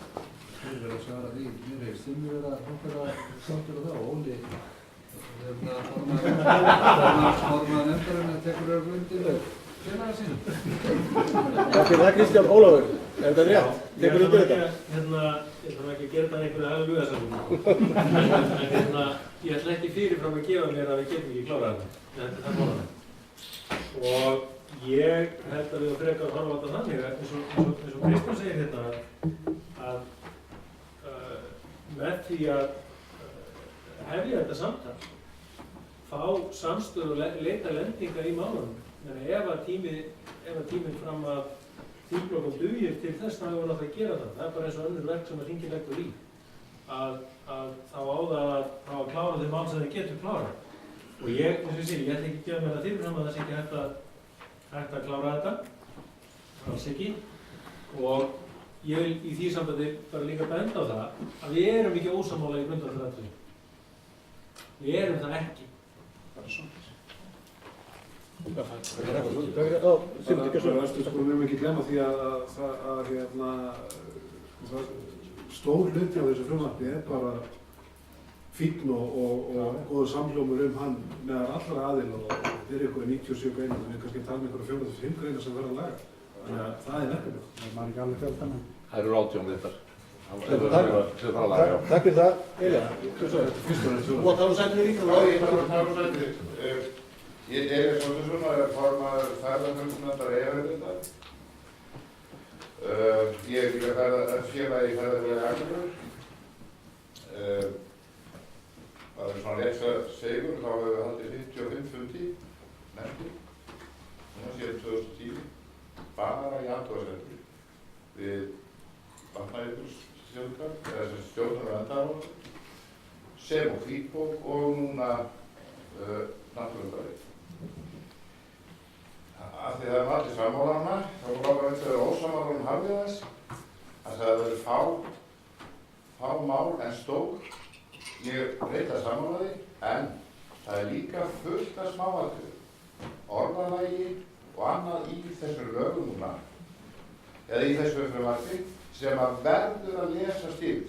Og það verður ekki lesið á 15 lögum, eða hvað sem það er.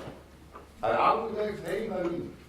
Það er svo margt smátt á mörgum stöðum, alveg í gegnum frumvarpi.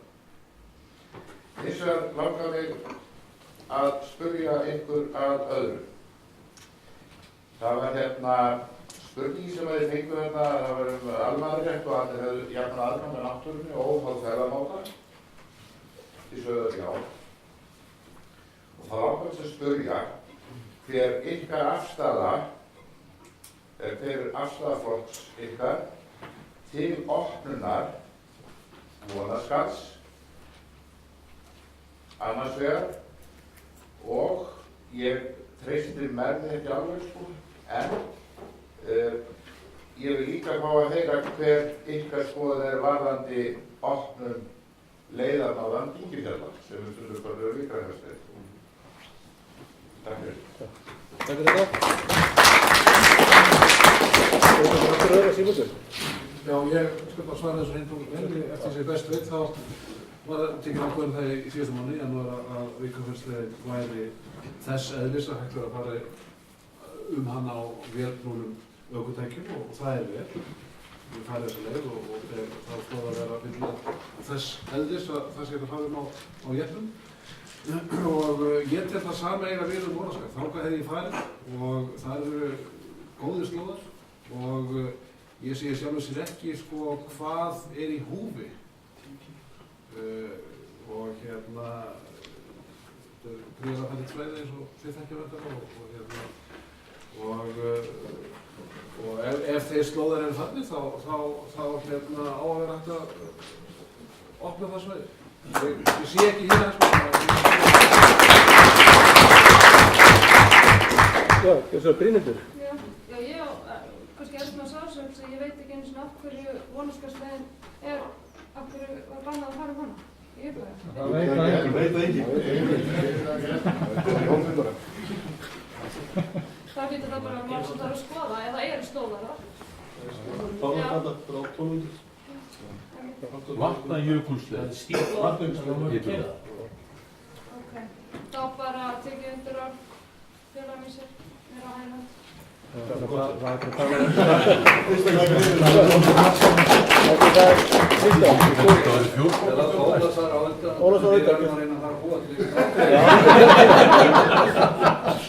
er ekkert Ólafur, hvað svar? Svarandi hérna Dingifjallaleiðina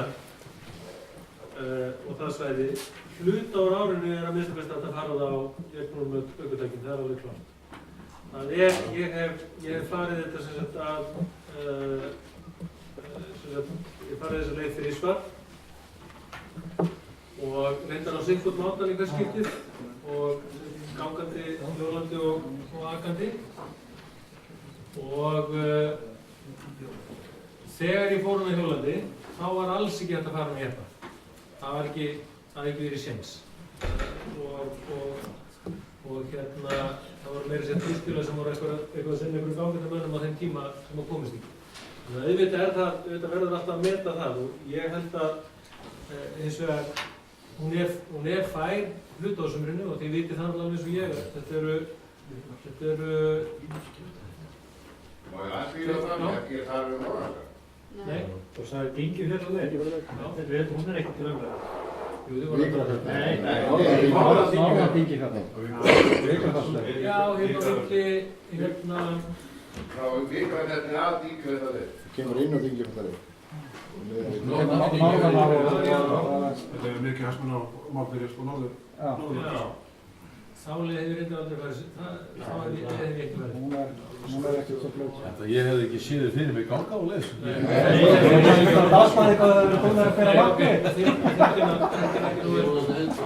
En hérna, og það verður náttúrulega að meta þetta allt á leiðinni. Er raunverulega slóðir, það er raunverulega fæ.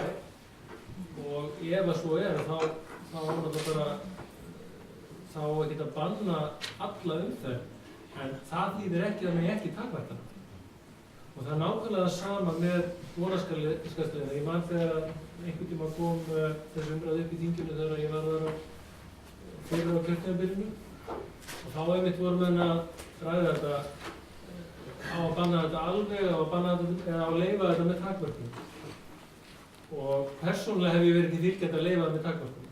Hvers konar takmörkum? Til dæmis hvaða stæðir af bílum við að fara, hvaða tími ársins það er og svo framvegis. Og ég held að sé að mælda öllum þessum sjónarmiðum sko, með því að hérna, já, hreinlega bara eins og við erum að gera núna, setjast niður saman og tala okkur niður og laust.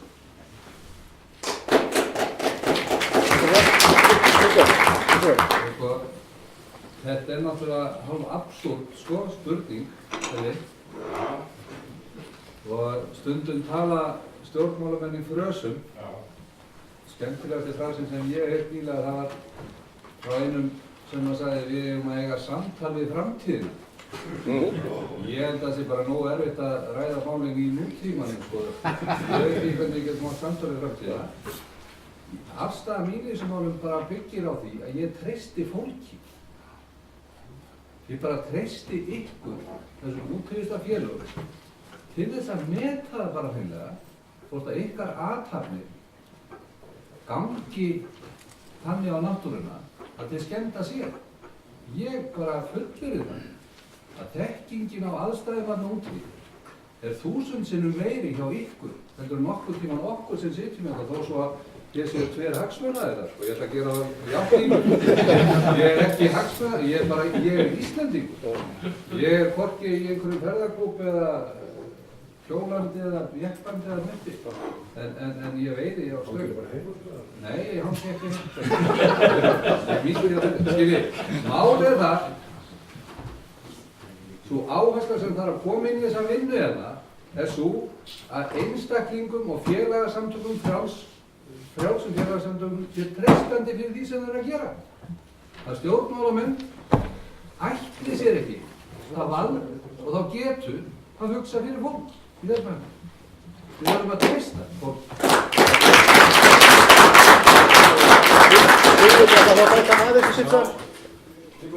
Tekur undir margt af þessi Kristján segir og auðvitað verðum að treysta fagfélög. Ég lít þá bara einhver sem fagfélag í þessum gera en þetta er breiðara svið en svo og það sem ég óttast inn í framtíðinu og ég get alveg talað um framtíðinu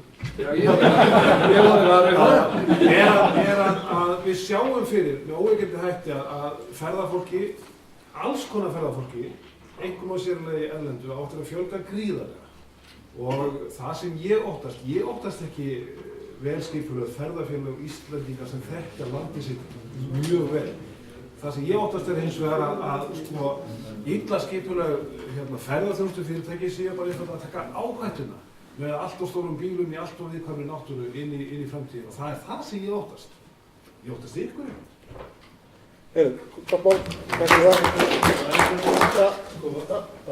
Örstuð sko í sambandi við þetta, það kom fram hjá Elvari Árna á það að við værum í rauninni að stíga ykkur nýskref í því að ákvæða fiskur eru takmarkanir sem það er samt ekki gleyma því sem lög snúast með náttúruvernd og lögum vernd hljóta alltaf að þeirra í sér einhvers konar takmarkanir og bara ítrekka það sem að meðan það Sigmundur sagði hér áðan og fleiri að sko það er langstærsti hluti af þessum lögum, langstærsta hluti af þessum lagabáls er ekki einhver rjúkandi ákvæðingar. Og í því sambandi þá vil ég benda á sko að þið nefndi að vera eitthvað svo sem margar greinar 17 held ég einhverju að segja 18 sem eru sko mikill ágreiningur og ég lít svo á að grundvallarreglan almannaréttinn og förum landi sé í 18. grein og það takmarkanir sem að kunna sér að vera í lögunum byggja á þeirri draga í rauninni af grundvallarreglum sem er skilgreind í 18. greininni sem er svona almenningi er heimil förum landið og dögum það í lögmættum tilgangi. Þetta er grundvallarreglum. Má kannski ekki að bæta það við, Óli, sko að í 19. greininni er það ákvæði að sem var ekki áður að þar ef för manna er hindruð þá er þetta að kæra það til ráðherra og svo kæruleið var ekki áður til staðar. Umhverfisstofnunar. Já, umhverfisstofnunar. Eitthvað það 2-3 ára þá leiðréttingar. Svo leið var ekki áður í boði. Nei. Takk fyrir það, Einar, þú ætlar að mæta eitthvað aðeins við, bara örlítið. Fyrsta lagi, þú ert bara sko viðgerðsvæðisliðina, þá er bara, hún er bara þannig að hún er þurr.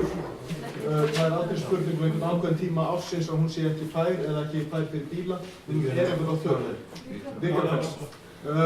Það er ekki búið að opna hana. Það kom skýrsla sem að, sko, frasarnir og brandarnir með vatnajökulsþjóðgarð þeir halda áfram. Þeir bönnuðu umferð og ætla að setja á fót nefnd til að rannsaka áhrif umferðar. Byrja að taka umferðinu burtu, svo skulle þeir rannsaka áhrif umferðar. Svo föttu að það var náttúrulega hægt að hafa búin til önnur skýrsla hvort þið æskilegt eða ekki æskilegt að hafa liðan opna. 100 síður, frábært, en allir segja já. Allar skýrslur segja þetta var opið. Svæðisráð norður, svæðisráð vestur segja þetta var opið. Aðalstjórn ennþá að draga lappirnar. Þetta ekki opnað enn. Þetta ekki, kálið ekki sopið fyrir nöðsunu komið. Þetta ekkert á hreinu. Anna, þú varst að spyrja með vonaskap. Af hverju lokkaði það og allir voru jafn hissa? Vegna þess að það engin fundur rök. Þetta rétt milli 10 og 11 km spotti sem liggur milli 2 og 3 km fyrir austan gönguleiðina. Liggur frá Gjóstu yfir Svarthöfða. Hann liggur að stærstum hluta sama með frá gömlum varnargarði frá Landsvirkjun. Það sem það eru 10 km á milli, þá er ekki til að búa til víðerni, allra síst meðfram gömlum árfarvegi. Þetta ekki til að vernda gróður, það ekki stingandi stráðar. Samút kom með málamiðnaðartillögu að opna þetta að hausti til þess að þannig að þeir sem vildu kannski hjóla eða ganga getur verið friði fyrirhlutasaumars, þeir sem vildu trússa, vildu geta labbað með trúsbílum í ágúst, þeir sem getur keyrt á haustum. Þetta hefur heldur ekki ennþá fengið málefna umfjöllun, það ennþá verið að búa til einhverja 100 síðna skýrslu málið þess að 10 km spott. Þolmarkarannsóknir. Já, þolmarkarannsóknin var tælt niður og það farið í stað þess að þeir ekki hægt að gera þolmarkarannsókn á umferð þegar ekki umferð í staðar. Þá farið eiginlegar og meginlegar hugvísindalega rannsóknir á því hvort sé æskilegt eða ekki. Engin þolmarkarannsókn. Þannig að niðurstaðan einföld. Það veit enginn hvað verður í þessu bílum. Takk fyrir þetta, Einar. Já. Eða stuttu. Já, það er stuttu af því að Sigmundur var að tala um 19. grein, það er 29. grein sem úrlausnum ólögmætar hindranir. Vissulega er þetta ákveðin réttarbót, en í 19. greininni það er 29. grein. 19. greinin er umferð gangandi manna og í 19. greininni beinlínis leiðbeiningabæklingur til landeigenda það hvernig þeir geta lokað fyrir för gangandi land sitt. Því að það kemur, þó í sérstökum tilvikum heimilt að takmarkaða banna með merkingu við hlið og stíga, för manna og dvöl og afgiftu og óræktuð eignarlandi í byggð ef það nauðsynlegt vegna nýtingar þess. Eða verndunar. Þá vekur það upp spurningu, hvað nýting lands? Það nóg að ég hendi niður einni plöntu og segi hérna ætla ég að rækta skóg? Það verður sérstakar aðstæður. Nei, það engar sérstakar aðstæður, það bara ef þú ætlar að nýta landið. Og hins vegar, ef að skógræktin styrkt af opinberu fé, þá skal kveða svo á í samningi við eiganda eða rétthafa lands að hann tryggi almenningi með reglum sem hann setur frjálsa för landið eftir að fyrstu stigum skógræktar lokið. Þannig að hann má loka landi sínu á meðan að skógræktin á byrjunarstigi þó svo þessi styrkt og opinberu fé. Hins vegar, ef hann kostar þessa skógrækt sjálfur, hvað þá?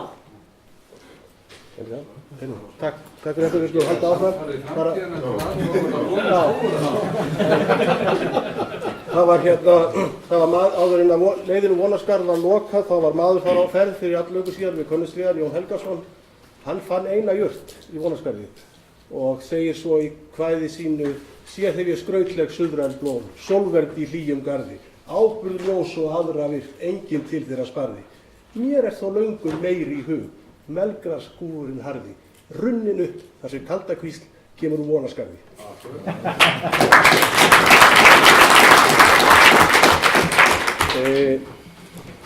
Þá hérna, Einar, þú varst ekki með frekari spurningu var það, þá það Jóhann. Já. Gjörsverð. Nei, þú að tala bara úr sættir, Gjörsverð. Nú það verið svo að það verið samgöngur upp til þessar laga eða draga lögum mest til umræðu en það líka fleira einum og sem á auðvitað orka svolítið tvímælis. Og það nú svo að hér á Íslandi hefur geisað gríðarleg gróðureyðing. Sérstaklega, þetta hófst kannski aðalega á 13. og 14. öld hefur verið mjög mikið alveg fram á 2000. Og í þessum lögum mjög takmarkað, kann maður segja, að menn geta gert til þess að bænda gróðurfar í landinu.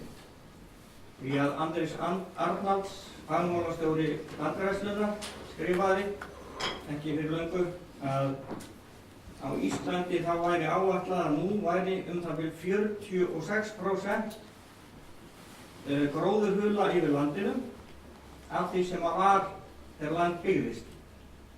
Þannig að engin spurning að þessi maður veit hvað hann að segja að landi í kötrum. En þessi náttúruverndarlög takmarka mjög notkun gróðurs raunar til uppgræðslu.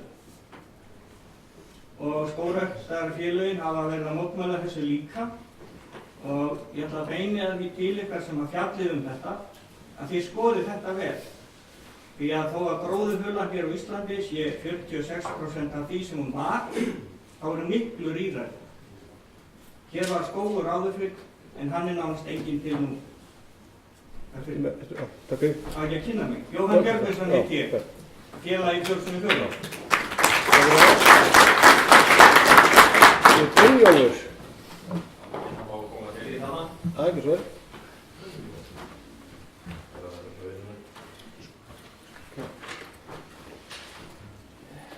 Góðir félagar og þess að ágæta fólk hér í paneli.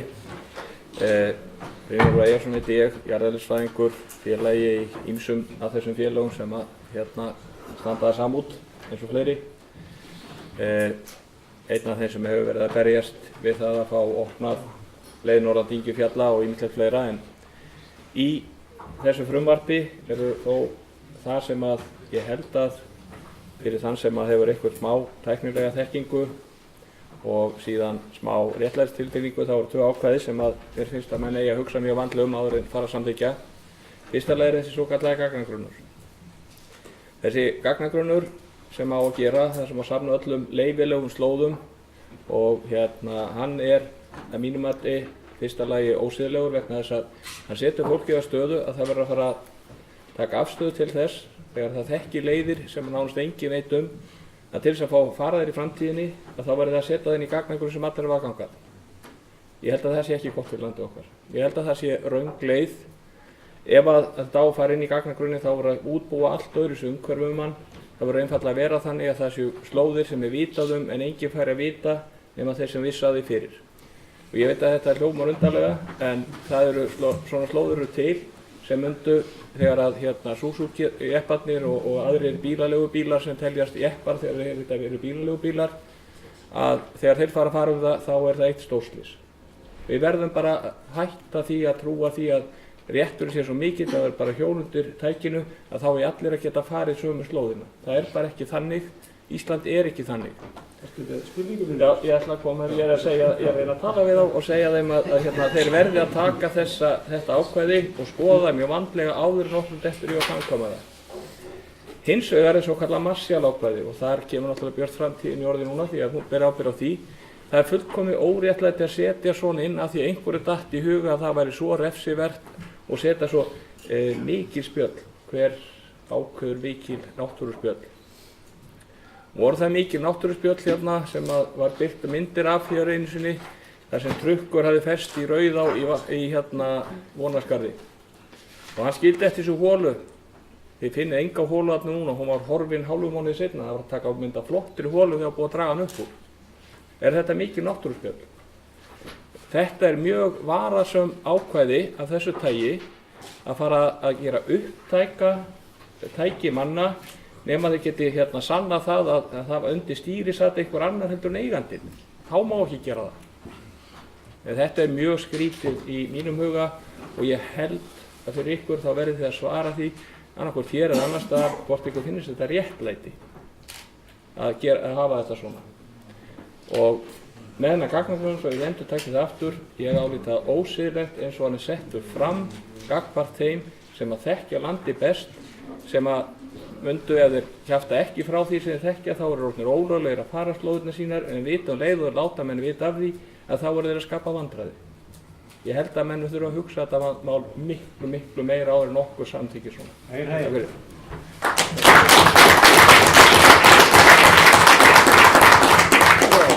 Viljið þið svara þessum spurningum? Þetta kom fram Sigmundur Björnsson.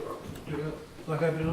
Það er einmitt svona samtal sem dýpkar skilninginn og þess að við verðum að eiga þetta samtal.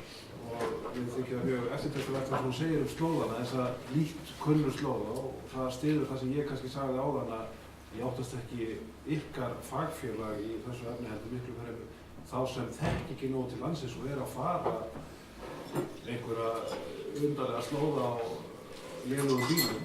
Það kallar á slysin og þess vegna þurfum við að hlusta á þessi rök í því efni. En varðandi utanvegaaksturinn þá sem við hljótum að reyna að stemma stigu við, þá held ég við hljótum að vera að tala óafturkræf spjöll á náttúrunni. Við þekkjum það náttúrulega sem förum út landið á jeppum eða fótgangandi að sporin sem við skýrum eftir okkur heldur en með dekkjum eða göngurskóp, þau fara jafnharðan mjög víða og við áfara og annað slíkt og þannig að við hljótum að vera að tala óafturkræf spjöll á náttúrunni en ekki eitthvað sem Það var þetta að vera í lögum? Já, það er minn skilning. Ólafur. Já, ég ekki svara.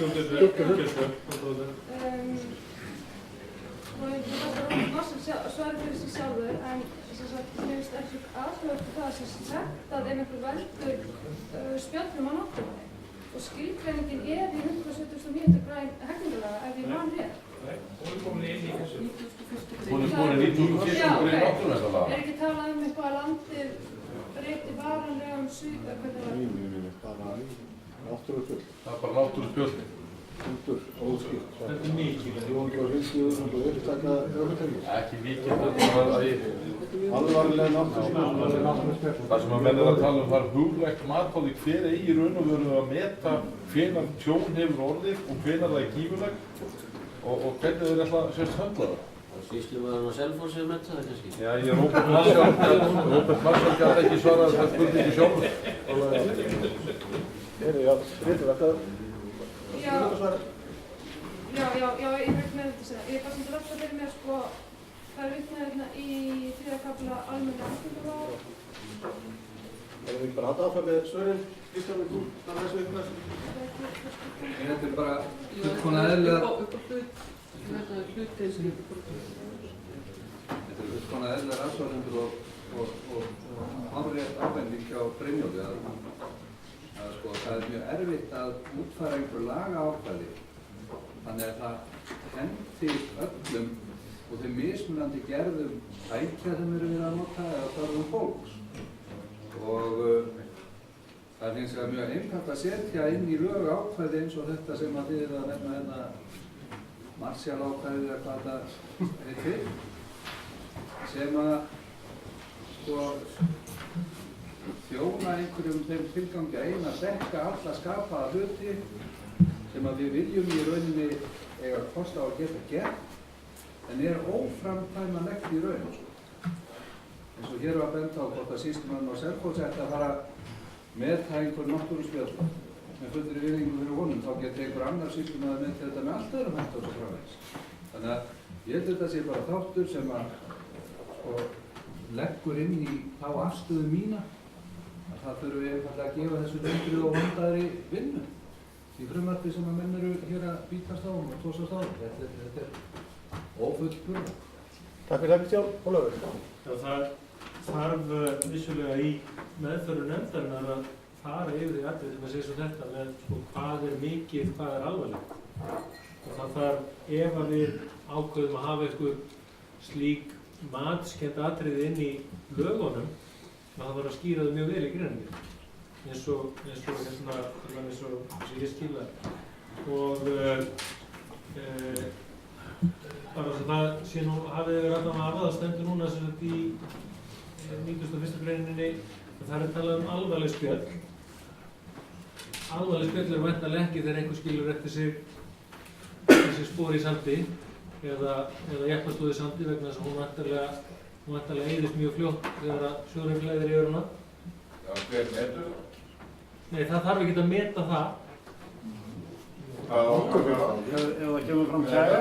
Sko, það gildir áfram á Íslandi að meðalhófs sé gætt þegar verið er að meta alvarleika brota og hvað eru brot og hvað er ekki brot. Og við sem útivistarfólk, við þurfum ekkert að hafa meiri áhyggjur af því heldur en aðrir að það verið brotið á þeirri reglu á okkur heldur en einhverjum öðrum Íslendingum. Við hefum ekkert að þurfa þess. Og því leyti til held ég að við hérna hljóttum öll að vera sammála. Við hefum að þurfa að vera sérstaklega stressuð því. Eins og það tekið undir það að til dæmis þetta eins og með akstur í sandi, þetta með akstur á áreinum og með akstur þar sem að eru breytilegir farvegir vatnsfalla, að það þarf náttúrulega bara að taka það fram í greinagerð að það flokkist ekki undir alvarleg spjöld. En spjöld samt. Einar, örstutt. Ég les það með hreindýraveiðum og sem slíkur hef ég verið jafnmiklar áhyggjur að því að meðunast á félagslóðina þá hvort að slóða fær inn eða ekki. Það er nefnt svona örstutt til gamans að það er fyrirbyrði sem heitir Grautaflóði við Eyvindafjörð, nokkra hektara mýri. Öðrum einu skakkur girðingarstaur, hinum einu 3 steinar, ef þú keyrir þetta á snjópundum þá rúlar þeirra slóða og stráður réttast upp bakun, engin vandamál. Daginn sem þessi slóði fer inn í slóðakort. Þá fæ ég bílana beint úr Norrænu upp á Fljótsdalsheiði, bensínum og hennum og kanser og þetta verður svað. Hinn valkostur fyrir mig er að gefa ekki upp trakkja á slóðunum og þá er það glæpamenn þegar þeir að sækja heimtilbrot og mýra. Þetta er ekki svona ofsalega svart-hvítt eins og menn er að halda fram með þessu slóði. Takk fyrir það, Einar. Hvað stutt líka? Þú verður ekki ólöglegur að þeir eru undan þá fyrir hreindýraveiðar? Nei, bara yfir 6 ekki yfir bíl. Ok, en ég tek hérna undir orðans Ólafs þegar hann að tala að það þurfi að skilgreina svona matskennt hugtök. Nú er til dæmis hugtök notuð sem eins og kyrrð, ró, ónæði, óþægindi fyrir aðra. Þetta eru hugtök sem eru notuð sem heimild til ráðherra til þess að loka fyrir umferð, vélknúnar umferðar á snjó og jöklum. Þannig er án þess að þessi skilgreind á nokkuð hátt. Þetta er gagnrýnivert, þetta er mjög huglæg hugtök. Ég tek undir það að þau verður að skilgreina. Varðandi Marshall ákvæðið, þá erum við búin að finna lausn á því hvernig við komumst hjá því að láta gera bílana upptæka. Við stofnum eignahaldsfélag 4x4 sem á alla bílana. Menn fá bara afnota bílunum gegn greiðslu félagsgjalda sem að standa undir tryggingum, bifreiðagjöldum og öllum föstum kostnaði. Þá er þetta eignahaldsfélag sem er eigandi bifreiðarinnar og þá er ekki hægt að gera upptæka. En varðandi að sektir að lágmarki 350.000 eða fangelsi alltaf 4 árum, þetta er gríðarlega hár refsirammi. Við erum að tala lágmark. Og hvernig á ríkislaunum við þetta? Er ég á ríkislaunum? Nei, þú ætla bara 4 ár í fangelsi fyrir 350.000. Nei, nákvæmlega. Þannig að, jú, en vissulega þá er það þannig að við erum öll á móti utanvegaakstri. Og við erum held ég öll sammála það að stórfelld spjöllaræða þá á að refsa fyrir það. Takk fyrir það. Nú ætla ég að biðja, það er nokkru hérna sem hafa beðið orðið eða leggja á spurningar. Það biðja að vera mjög stutt orðið, þetta er að vera lengjast í hjá okkur og ég fæ hérna nokkra spurningar, byrja þingmennina kannski að fulltrúa flokkana að taka niður punkta og það er spurningur því að gjör svo vel. Kynna sig og stutta á hýtluða spurningu. Tómas Bói heiti ég og ég er búinn að eiga bíl í rúm 50 ár. Vélsleða, fjallahjól og gönguskíði og gönguskóasalsuðu og nót þetta allt saman. En finnst ykkur ekki, ég finnst raunar byrja á því afar slæmt og slæmtir frásagnar að Ísland ætlar að vera fyrsta landi á Norðurlöndum til þess að takmarka svona almannarétti. Þetta hefur verið stolt Norðurlandabúa með þennan almannarétt og að ég fara að skerða hann, það finnst mér afar slæmt og slæmtir frásagnar. Við hefum verið stoltur af þessu, miðað við aðra þjóðir, að við höfum þennan rétt, en það þarf að rísa blikur lótt. En spurningin er svo, finnst ykkur ekki eðlilegt að neytendur hafi meira málin að segja í sambandi við stjórn til dæmis Vatnajökuls þjóðgarðs, að segja ykkur fulltrúi neytenda í þessum málum eins og öðrum? Við erum að auka rétt neytenda með ýmsum hætti og þetta er ekki síður að gáði í gegn. Og ef þau eru saman mér, eru þá tilbúinir að styðja þessa breytingu. Takk fyrir það. Ragnar. Ég er Eiður. Eiður fyrir Guð, já. Ég er í tvíl þannig að... Já, ég ruglugur alltaf saman. Við erum með hérna 2 spurningar, það er að vanga veldur. Og ég er náttúrulega hins Eiður Jónsson og er félagi í klúbnum og Bóndasónu líka. Sem að kemur þetta umhverfisdót mjög flatt upp á bændur líka. Ég er nú hissa að skuli ekki vera hér frá þeim. Jú, það er bóndinn. En það var Ólafur var að tala um áðan að hann hefði farið hjólandi einhverja leið og þá skiptir ekki máli hvaða leið það var, en hún hefði verið ófær bíl þá. Við þekkjum það nú vel sem búum hérna á Norðurlandi að Víkurskarð og Öxnadalsheiði er nú búið að vera að loka núna 20 ári en það er samt ekkert loka leiðinni, þótt hún sé ófær 20 daga. Hún er áfram opin og blæðandi malbyggu hér, það er illfært en það er samt opið. Þetta er ekki rök til þess að loka leiðum, þótt þessu illfæri einhverja daga, það er bara takmarkað þá og eins sem er gert. Og svo er það með þessar skemmdir og þetta, og ég spyr þá þar alveg, af hverju er verið að taka þetta upp? Utanvegakstur er og hefur verið bannaður og það er allir sammála því og þá þarf bara að taka á þeim sem keyra utanvegar. Ölvunarakstur er bannaður og menn keyra samt sumir ölvaðir og ekki alltaf að banna ölvun þess vegna. Þannig að þú veist, það vantar svona alveg common sense í það að það sé bara eins og allt og þess vegna spyr ég, af hverju er verið að taka upp ný náttúruverndarlög? Þú veist, hver eru rökin þegar allir hérna eru sammálunar þessa vitleysu sem kom fram í svona nýju drögum og lögum? Af hverju er það verið að gera ný ef allir eru svona sammála? Takk fyrir þetta, Eiður. Þú veist, kynna sig við. Ólafur heiti ég er stangveiðimaður en ég á Jeppa líka. Ég er eiginlega með 2 spurningar. Önnur er varðandi gagnagrunnin. Nú eru þið virðist vera sammála þar og flestir af náttúruverndarlögin eru til að vernda náttúruna. Þá spyr ég, teljið þið virkilega að það að búa til svona gagnagrunn sé til þess að vernda náttúruna? Það er önnur spurningin. Og hinn spurningin er varðandi heimild umhverfisráðherra til að skilgreina ósnortin víðerni og banna umferð ökutækja þar Hver er skoðun ykkur á því? Takk. Takk fyrir það. Það var spurning Elvar. Hittniða spurningu.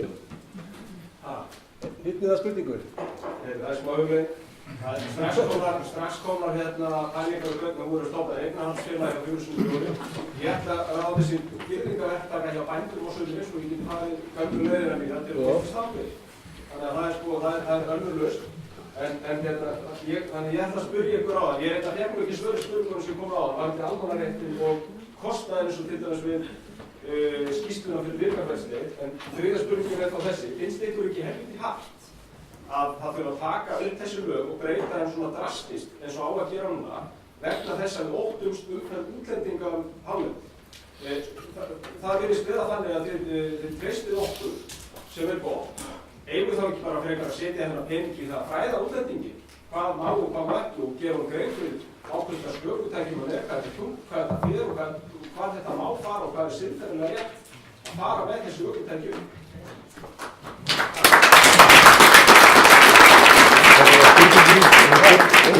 Spurningi mínu komið fram. Það er einfaldar bara málið. Heyrðu, þá hérna Smári, spurningu frá þér. Það er hérna Smári ég og er eins og flest hérna útvistarmaður. Ég langar að hafa starfstöðu þannig aðdraganda en spurningin beinist svona inn Endilega bara að koma til fyrsta spurningunni, takk. Það var raun spurning sko. Ég held að útvistarfólk og Íslendingar almennt séu á því að það þurfi svona leikreglur umgengni við náttúruna. Ég held að það deili enginn. Ég held að styrrin standi það að það hefur verið einræði eða einráð en ekki samráð við að búa til leikreglunum.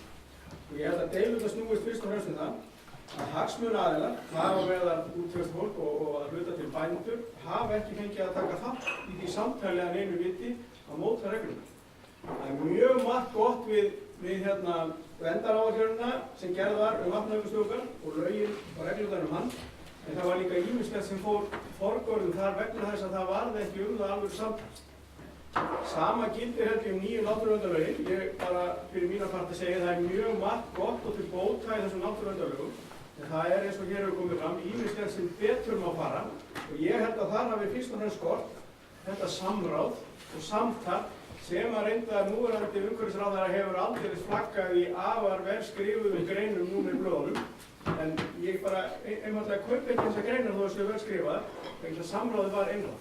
En spurningi mín ég náði ekki, því voru reyndar alveg óskaplega sammála hérna í panelum hérna framtíðina og þannig haldið þær voru öll í sama flokk með sömu marki og stefnuskrá. En spurningin til Ólafs þetta með hérna almannaréttin. Elín kom býsna vel inn á þetta hvernig rétturinn til umgengnum landið hefur verið frá örófi alda og hvernig hann miðaðist við samgöngutækni þess tíma þegar að rétturinn var skilgreindur. Síðan kemur hvítbók sem að fékk mjög margar athugasemdir einmitt almannaréttinn en var ekki tekið tillit til á neinn hátt þegar fjölmörgu og vel rökstuddu athugasemda sem kom. Drögin að náttúruverndarlögunum voru síðan smíðuð og þar komu nákvæmlega held ég sömu rök að skilgreina þennan rétt, kannski með tilliti til nútímans. En ég allavega sé ekki í náttúruverndarlögunum með þessu frumvarpi að það hefur verið tekið neitt tillit til athugasemda. Og spurningin kannski til Ólafs að mér fannst hann ekki alveg útskýra sjónarmið sitt og hann formaður nefndarinnar, umhverfisnefndarinnar ég skilið. Varðandi almannaréttinn, hann var alveg sammála því að það ætti ekki neitt að takmarka hann en samt áttu að vera dálítið mikið að reglum. Mér finnst eiginlega að hann þurfa aðeins að skýra betur skoðun sína á hvernig hann vill skilgreina almannaréttinn. Og hann skilgreindur í náttúruverndarlögunum miklu þrengra heldur en áður var og hvort að Ólafur sé sammála því. Takk fyrir. Svo vel. Förum að loka á spurningar í bíli og gefa kost á að svara. Það er að ferðast á ýmsum tækjum og gangandi líka. Og Einar eiginlega kom alltaf inn á það sem ég ætla að koma að. Það er þetta með útlendingana. Ég er að keyra á sumrin fyrir svona ferðafyrirtæki og er að keyra á jeppa upp í Öskju og svona. Vandamálið útlendingar og ég er búinn að tala við landverði að spyrja hvort að við værum að gera á brjálæði íslensku jeppafloti. Nei, það eru útlendingar. Það eru þeir sem að keyra utan vegar. Þannig að á að gera eitthvað í að fræða útlending. Á að þýða þessi lög á 14 tungumál eða fyrir útlendinga til að skilja þetta. Það þarf einhvern veginn að fræða þá sem koma á bílunum sínum með norrænum eða leigja bíl. Því að þetta er akkurat fólki sem að keyra utan vegar í dag. Það eru ekki Íslendingar. Spurningin kannski svo, vantar ekki eitthvað í sambandi að hvernig á að koma þessu framfæri? Takk fyrir það. Það lokum frá spurningu frá þér, örstutt, engar aðdraganda heldur bara spurningu, takk. Hilmar Halldórsson hér, formaður Ferðamála Akureyrar. Og mín spurning eiginlega svo, ég verð samt að fá örlítið að útskýra. Málið það að við erum með skála 10 km vestur af Hermöð, sem þar við Bræðrafell og Kollvík. Og við sóttum og við erum ekki fylgjandi utanvegaakstri, við tekka það. Við sóttum samt að fá að endurnýja þennan skála og til þess þurftum við að fá undanþágur frá akstri utan vega til þess að geta komið nýjum skála og flutt það gamla í burtu. Og það er skemmst að segja að við fengum þvert nei. Og svörin sem við fengum, og ég ætla alls ekki að rengja þau, að það væri bara ekki heimild í náttúruverndarlögum sem nú að veita þessa undanþágu. Og spurningin verður þetta ekki hugsanlega tekið til greina í nýjum lögum að sé hægt að fá svona undanþágu, því að þetta vissulega öryggisatriði að þarna sé hús og til almannahagsmuna til ferðar þjóðgarðinn og landið. Takk fyrir. Takk fyrir. Þá stoppum við í bili og Alveg örstutt. Einfalt bara spurning. Hver ætlar að taka þann kalleik ákveða hvaða slóðar fara inn í gagnagrunn? Það er gott að fá svar frá fyrir þetta. Hver segir þessi slóð fyrir inn, ekki þessi? Takk fyrir. Þá bara bið ég fulltrúa þingflokkana að svara þessu. Ég er alltaf að byrja hérna á Sigmundi, kannski byrjum á Ólafi núna. Nei.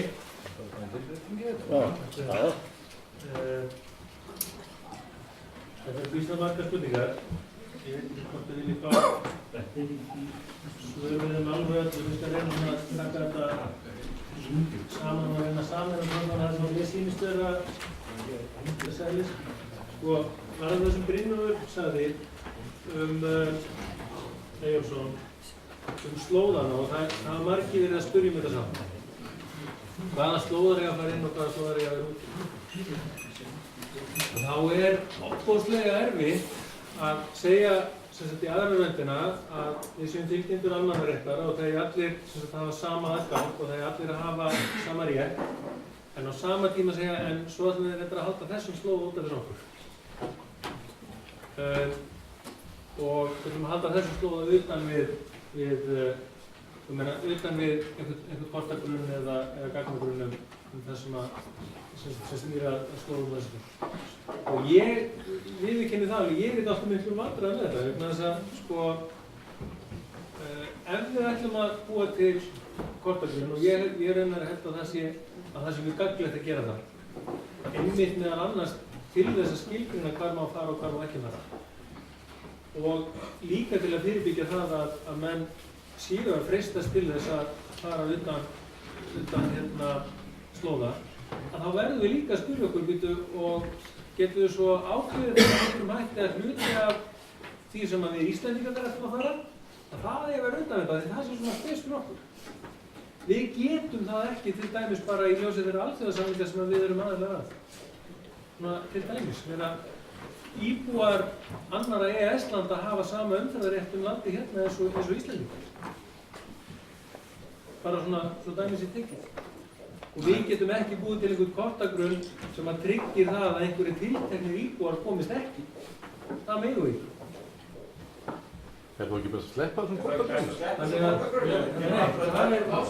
Það er ekki máli vegna þess að við verðum líka að horfa aftur á hitt. Við erum hérna að tala að við viljum gjarnan að ferða meira inn í landið. Allan höfum við mörg talað fyrir því. Við viljum gjarnan að ferðaþjónusta sé eina af atvinnugreinunum sem við byggjum á. Og við getum ekki sagt það án þess að vera þá tilbúin til þess að segja með einhverjum hætti já, eins og þegar við mörgurinn að sagt, við verðum þá að fræða þessa ferðamennu að hvar þeir mega að fara. Og hvernig haldið þið að sé best að gera það? Haldið að sé best að gera það með einhverju dreifiriti sem þeir fá þegar við koma inn í landið og við treystum hvort þeir lesa það ekki. Haldið að sé best að gera það með því að skilgreina það GPS-tækjum sem þeir allir með í bílnum. Hvar þeir mega að fara? Þeir eru nú oft með landakort sem þeir kaupa af öðrum. Já, það horfum við svona 10 ára fram í tíma. Ég bara að segja, sko, við verðum að hugsa hvort sem að kortagrunni verður á pappíri í GPS-tæki, hvort sem að verður uppfæranlegur á hverjum degi eða í hverju mánuði og svo framvegis. Við verðum að horfa til þess að við ætlum að byggja hluta af tekjum þjóðarinnar á erlendu ferðamenn. Og þá getum við ekki segið, erlendu ferðamennir eru vandamálið. Þeir eru ekki vandamálið. Og ég vil ekki líta það þannig. Erlendu ferðamennir eru í rauninu auðlind og við verðum að finna leiðina til þess að nýta hana sem best og hjálpa okkur sjálfum að Fleiri spurningar Ólafur? Það eru miklu fleiri. Takmörkun almannaréttar, Tómas spyrir það. Ég lít ekki svo á að lögin sé að takmarka almannarétt þegar skilgreina en eðli málsins samkvæmt. Og þá eru verndarlög þannig uppsett að það eru eins og svo á, þá eru í þeim takmarkunum.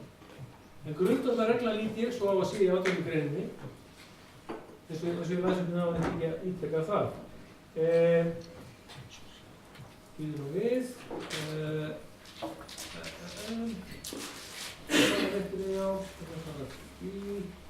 Og á að fræða útlendingana, já, auðvitað á að gera það. En það verður líka að vinna að því að skilgreina hvar má fara. Það verður líka fyrir og Hilmar spurði hvort það verði undan þá í nýju lögunum til þess að fara með til dæmis eins og efni í skála inn í Bræðrafell. Það kemur fram í grein. Það er undan þá í lögum og fyrirtæki. Það er undan þá ákvæði í. Það er 31. grein. 31. já. Það reyndar það öðruvísi orðað þannig að það er meiri líkur á því þú getur að það þarf ekki að gera reglugerð það að þú megir þetta eins og var í gömlu lögunum. Og svo spurði einhver hver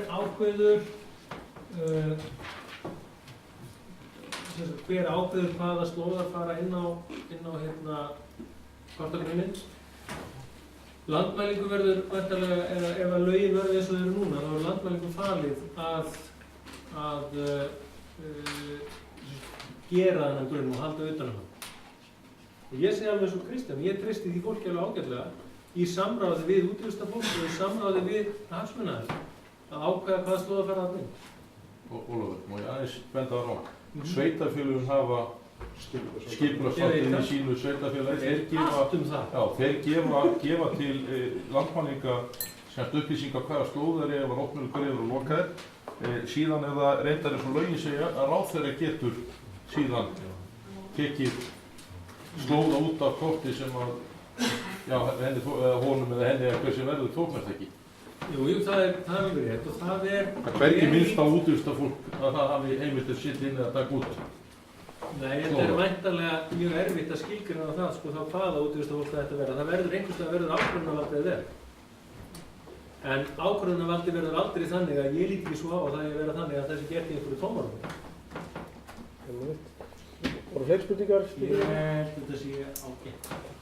Kristján, tekur það. Það var 14 dagar eftir. Einmitt, fyrsta Kristján nefndi það. Þessi 15 þingdagar, sko, það eru 15 þingfundadagar. En það eru, hvað eru margir almannastaðar? Það eru cirka 60... Við eigum eftir að tala um stjórnarskrá og fiskveiðistjórnarlögin og... Já, en við gerum það á þingdögunum, þetta ræðum á almannastöðunum. Það eru bara smámál. Kristján, alla. Svara þessu einhverju leyti. Já, aðeins sko.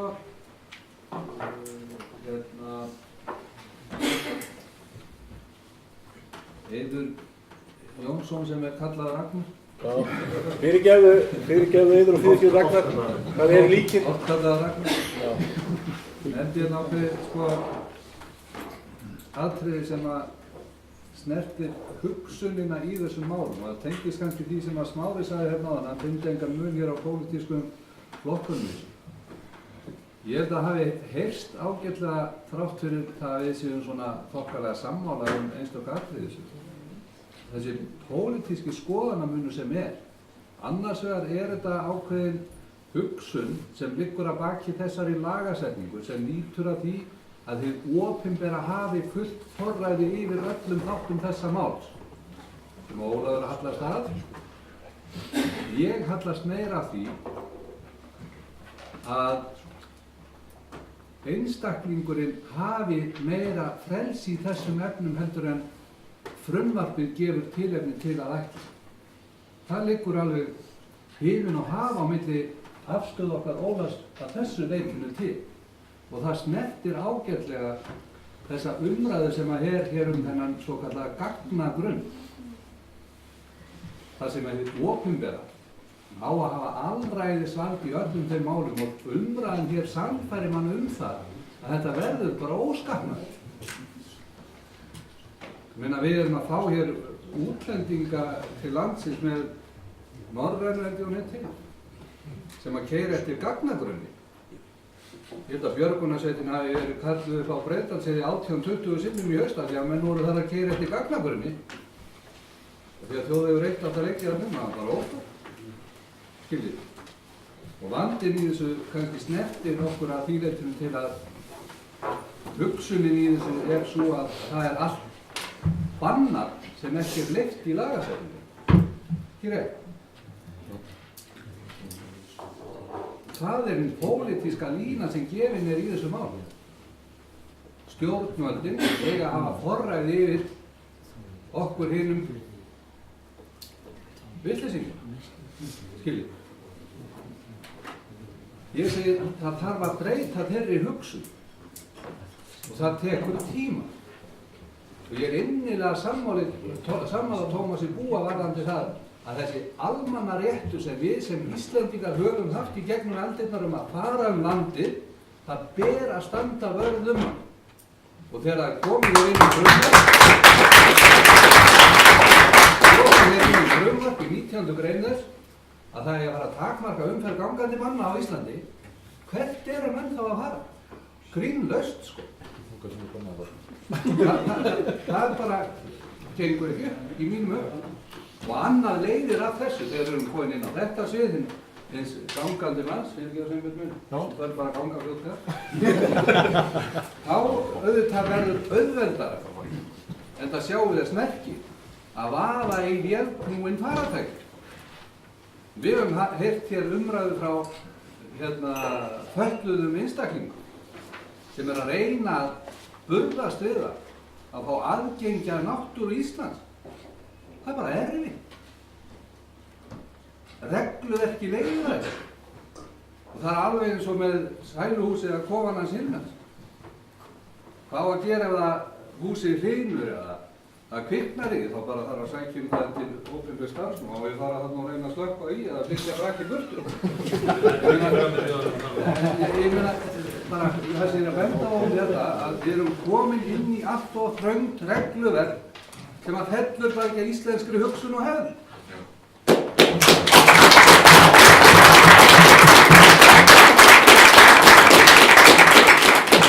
Þú komir í gegnum spurninga þetta, Kristján? Löngu búinn. Bara spurning. Já, þetta var gott. Skildi ég ekki rétt að þú verður að velta fyrir hvort að neytendasamtökin getur... Ekki bara neytendur. Já. Það verður í þessu formi þá þessi útvíslafélög sem neytendur. Við gerum það í mörgum öðrum tilfellum að neytendur hafa málið að segja, en þessu virðist það ekki vera. Nei, sko, Því miður. það er, eins og það er mér að þá er sko, og ofta þegar maður er að benda hagsmuni neytenda eða tala fyrir þeirra hand, að þá er alveg skilgreiningin á neytanda er alveg það þannig sér þröng að það er einhver sem á í viðskiptum við einhvern sem er með atvinnustarfsemi. Þannig að neytendasjónarmið getur verið til dæmis gjaldtaka að stöðum. Þá er einhver orðið neytandi. Já, í lögunum, en við erum neytendur þegar við erum að ferðast um landið. Það er ekki rétt að við séum notendur. Já, við erum njótendur.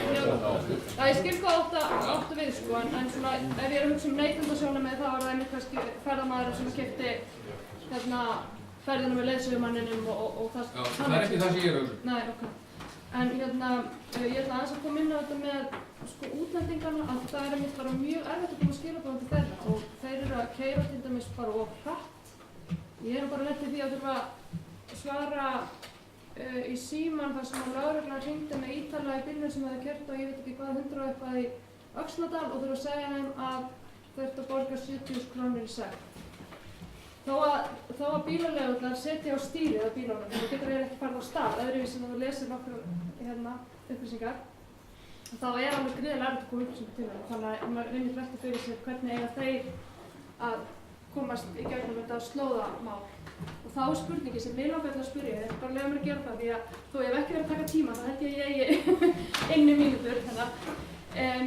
Sko, hvernig sjáu þið fyrir ykkur með slóðana? Því mér finnst mikilvægt að það sé einhvern veginn merktir, en er þá einhver leið að það séu beinlínis bara merkingar við slóðana? Ég fer ekki mikið upp á hálendið, en ég veit ekki nákvæmlega hvernig þetta er í dag. Erum við að tala um að við viljum alls ekki merkja slóðana að þurfa ekki, eða hvernig merkingar, hvað erum við að tala um? Erum við að tala um að hugsanlega verður þetta að setja skilti? Stíka, merkja og fræða. Stíka leiðir, merkja þær, hvernig líkur eða sem bara eins og það stendur út á Móðurinn Ásins og Dalvík. Nákvæmlega. Eru slóðana merktir í dag?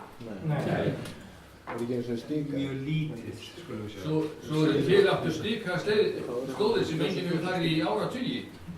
Af því að ef það breytist eins og Norður Hólafjallið sem ekki fallegur, þar eru ennþá stíkur á hálendinu. Jú, það er hægt. Það er hægt orðið núna.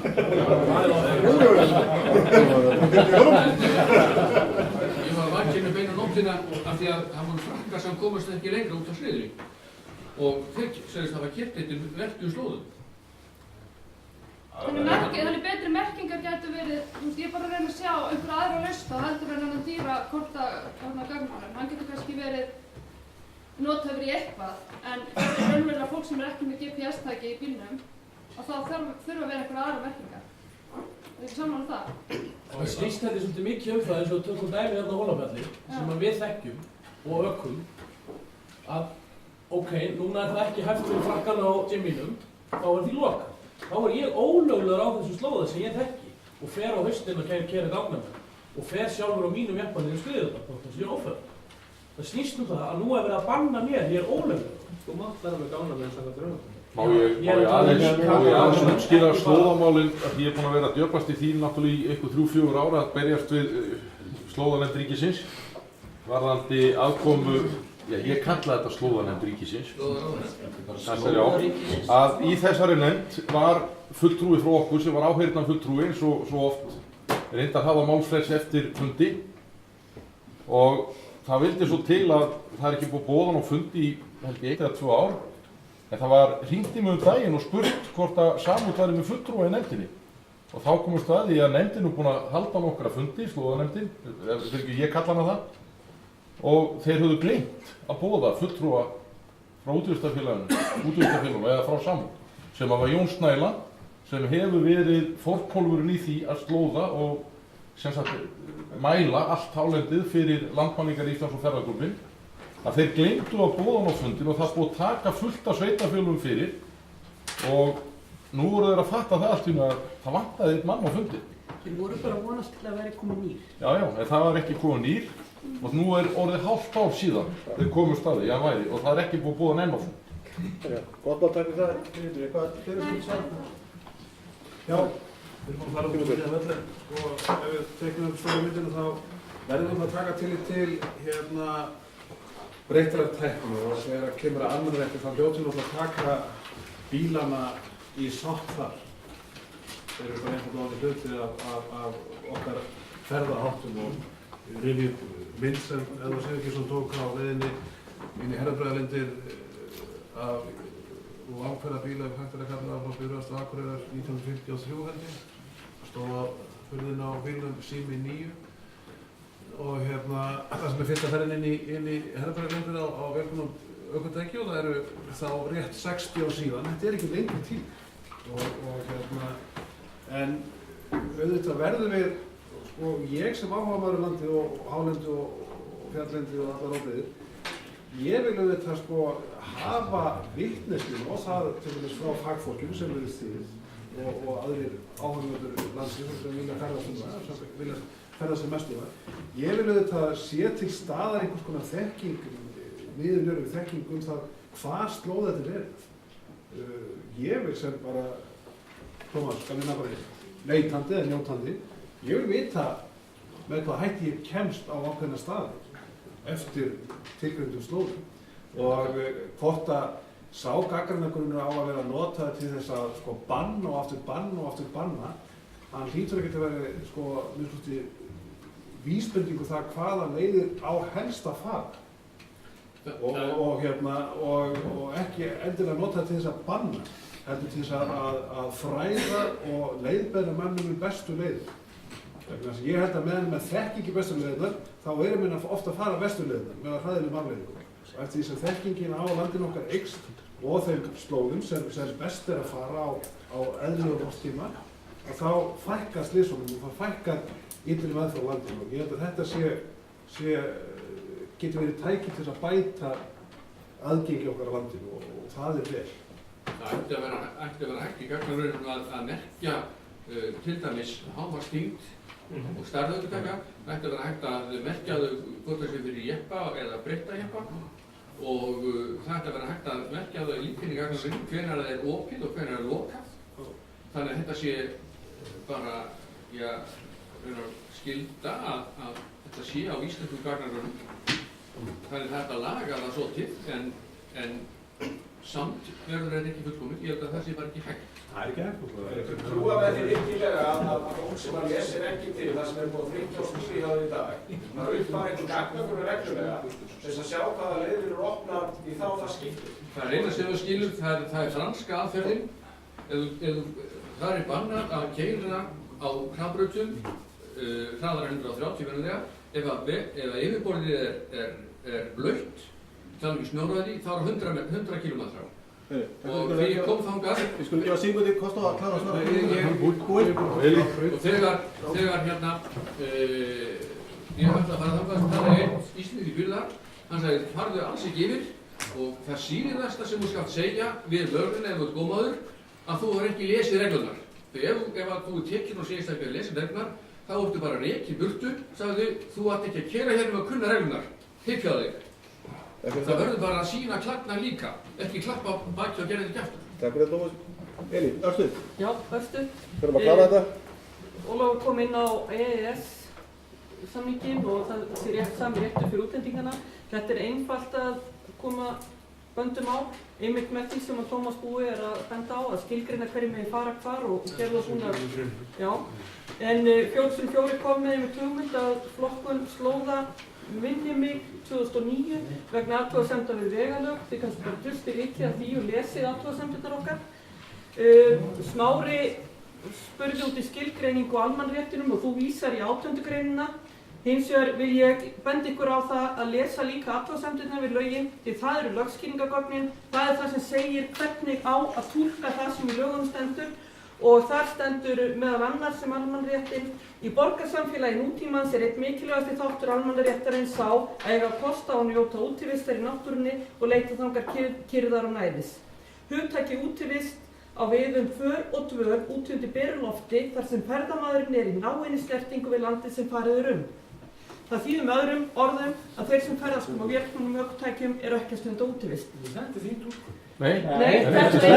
Þetta er túlkunin í hvítbók og hún er tekin sérstaklega fram að það sé ekki með aðstoð vélknúnar umferðar. Síðan svo örlítið seinna ákvæðum akstur utanvega hafi verið færð í sérstakann kafla en það á að undirstrika að aksturvél á vélknúnum ökutækjum fellur almennt ekki undir almannarétti eins og hann hefur verið túlkaður og afmarkaður í íslensku rétti og eins og almannarétturinn hefur verið túlkaður og afmarkaður í íslensku rétti þá hefur rétturinn til kyrrðar og næðis ekkert með almannarétt að gera. Nei,